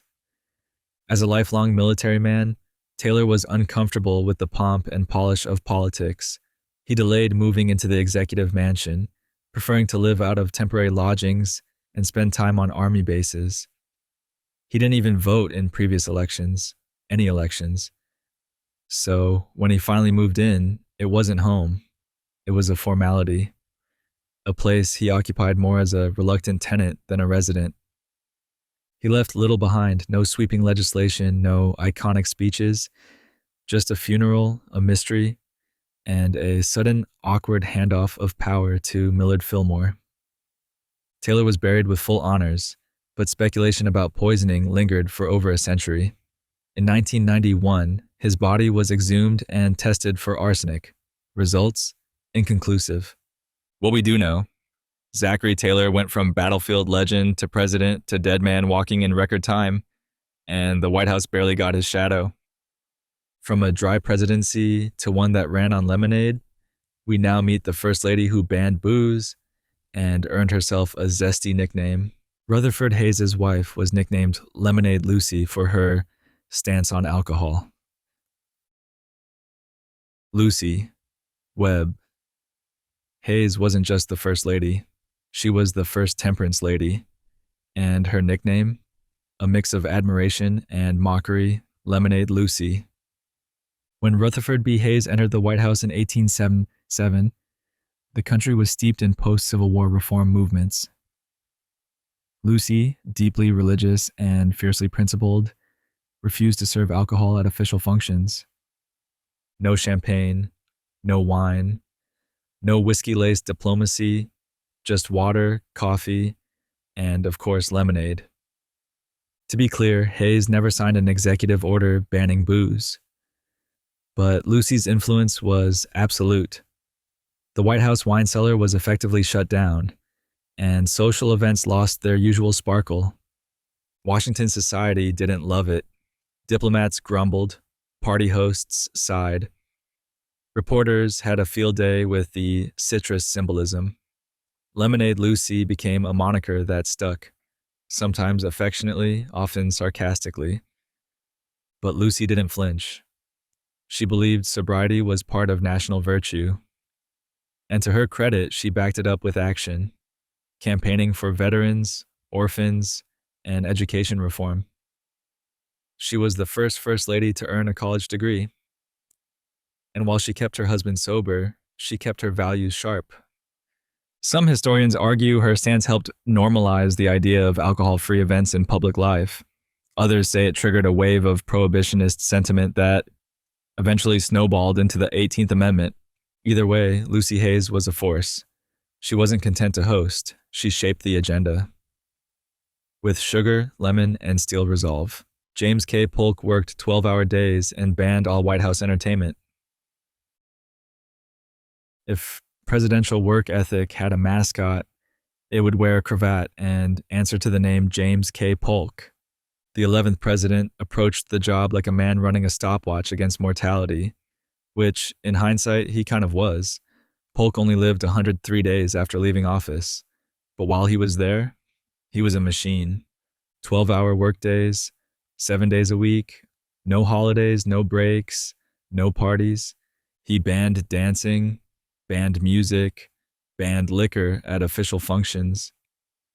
If your idea of a good time was sipping punch while listening to a string quartet under gaslight chandeliers, Polk's White House was your worst nightmare. But Polk wasn't just joyless, he was ruthlessly effective. In a single term, he achieved almost every goal he set, oversaw the annexation of Texas, negotiated the Oregon boundary, acquired California after the Mexican-American War, reformed the national banking system, and established a treasury. He didn't want a second term. He barely wanted a first. He came in with a checklist, treated the presidency like a project, and when it was done, he left and died. Quickly. Polk burned bright and fast. His administration was a model of efficiency and focus, but it came at the cost of fun, flair, and arguably his health. He remains one of the few presidents who explicitly achieved his agenda in full and had zero patience for parties while doing it. From punch bands to actual punches, our next commander-in-chief brought literal combat to the White House and paid for it with his vision. Theodore Roosevelt boxed in the White House until a punch left him blind in one eye. If the White House had a fight club, Theodore Roosevelt would have been the founder, the coach, and the undefeated champ. TR was not a president who sat still. He climbed mountains, rode moose, charged up hills with the Rough Riders, and yes, boxed in the White House. Regularly, he converted a room into a makeshift gym, invited top-level fighters to spar. Secret Service agents, Army officers, and professional boxers were all fair game. Gloves on, rules minimal. Energy manic. Roosevelt, then in his 40s, threw jabs with the fury of a college sophomore on pre-workout. But one bout went too far. A young military aide, whose name history has mostly buried, landed a clean, vicious uppercut. It caught Roosevelt in the left eye. The damage was immediate and permanent. He lost vision in that eye, completely. But he didn't tell anyone for years. Not the press, not the public, barely even his staff. The man lost an eye in a White House boxing match and just kept going. He later switched to jiu-jitsu. Because of course he did. Roosevelt treated the presidency like a rugged expedition, equal parts policy and testosterone. Boxing in the West Wing wasn't a break. It was his philosophy in motion. Never stop moving, never admit weakness, and if you get knocked blind, pretend it didn't happen and change the sport. Next up, we go from uppercuts to untamed cubs, as another president brought wild animals to Washington, not as metaphors, but as literal roaring gifts. Thomas Jefferson kept grizzly bear cubs as a gift from explorers. Thomas Jefferson didn't just support the Lewis and Clark expedition, he curated its souvenirs. Among the many specimens sent back to him by the famous explorers were 2 living grizzly bear cubs, not drawings, not taxidermy. Live cubs. This wasn't just eccentric, it was wildly dangerous. Even as babies, grizzly bears are strong, aggressive, and not exactly house-trained. But Jefferson was a man of Enlightenment curiosity. He was building the foundation of America's natural science libraries, and these bears were just another data point. He kept them in an enclosure on the White House lawn. Guests would visit, diplomats would gawk. And Jefferson would casually explain that these were Ursus horribilis, part of the newly charted fauna of the American West. The cubs eventually outgrew their cage, and they're welcome. Jefferson sent them to a museum in Philadelphia, where they lived for a while before, as expected, becoming too dangerous to manage. Jefferson's grizzlies were part of a larger pattern. He also kept moose bones in the White House lobby, collected mastodon fossils, filled entire rooms with pelts, bones, and specimens from the frontier. To him, the presidency wasn't just governance, it was a laboratory. And if that meant sharing the executive lawn with apex predators, so be it. John Quincy Adams called his presidency the unhappiest period of my life. Imagine reaching the highest office in the land and describing it not as a triumph, but as a prison. That was John Quincy Adams. The sixth president, son of a founding father, and one of the most educated men ever to hold the job, called his time in the White House the unhappiest period of my life. And he wasn't being melodramatic. Adams came into office with an intellect like a freight train and a resume so stacked it practically had footnotes. Harvard grad, diplomat, senator, secretary of state. But once he became president, all that talent hit a wall of political sabotage. His victory in 1824 was already controversial. He won through a vote in the House of Representatives, not the popular vote, in what his enemies called a corrupt bargain. The backlash from Andrew Jackson's supporters poisoned his term from the start. Congress blocked his proposals out of spite.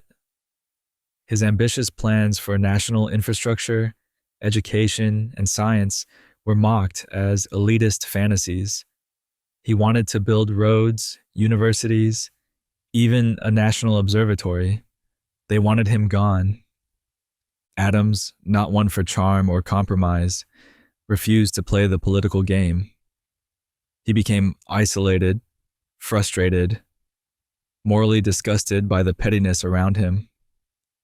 He wrote in his diary that he longed for the simpler honesty of his diplomatic missions in Europe. After one miserable term, he lost to Jackson in 1828. Most men would have retired in silence.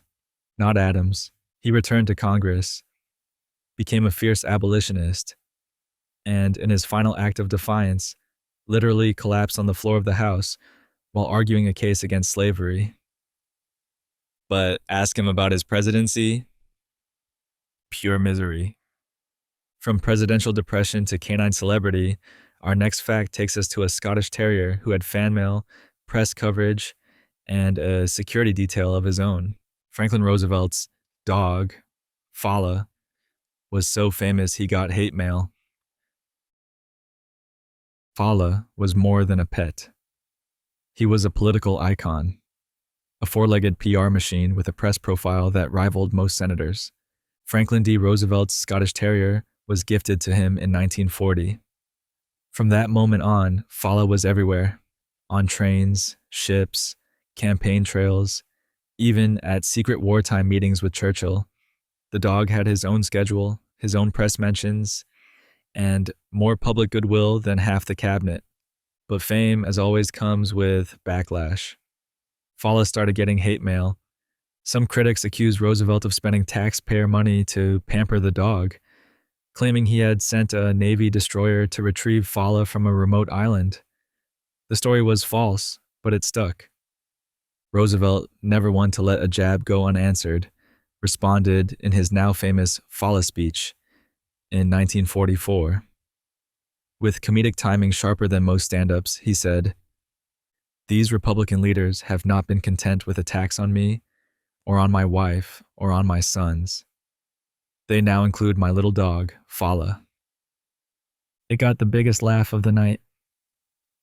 The crowd roared, the election tilted. Fala, wagging beside the president, became a symbol of loyalty and of a president who could weaponize humor. Today, Fala is immortalized next to Roosevelt in bronze at the FDR Memorial in Washington, D.C., the only presidential pet with that honor. And from a dog with star power, we now turn to a president so average, he literally locked himself out of his own house. Gerald Ford once locked himself out of the White House. If America ever had a president who embodied the word relatable, it was Gerald Ford. Football star, accidental president, and owner of one of the most chaotic sets of years in post-Watergate history, Ford also gave the nation something rare: physical comedy. And not just once. He tripped on airplane stairs, slipped on wet decks, fumbled while skiing. The press loved it. Chevy Chase made a career out of it. But nothing topped the day he locked himself out of the White House. After returning from a morning jog, still in his workout clothes, Ford approached the door to the White House residence, only to find it locked. The Secret Service had changed shift. His staff was unaware. And the most powerful man on earth found himself standing outside his own home, sweaty, confused, and waiting. No phone, no ID, just a tracksuit and a presidential shrug. Eventually, someone opened the door, but the image stuck. A president not surrounded by glory or gravitas, but waiting awkwardly in socks at the threshold of power. Ford took it in stride. That was his charm. He didn't pretend to be more than he was. And when people made jokes, he leaned into them. "I'm a Ford, not a Lincoln," he once quipped.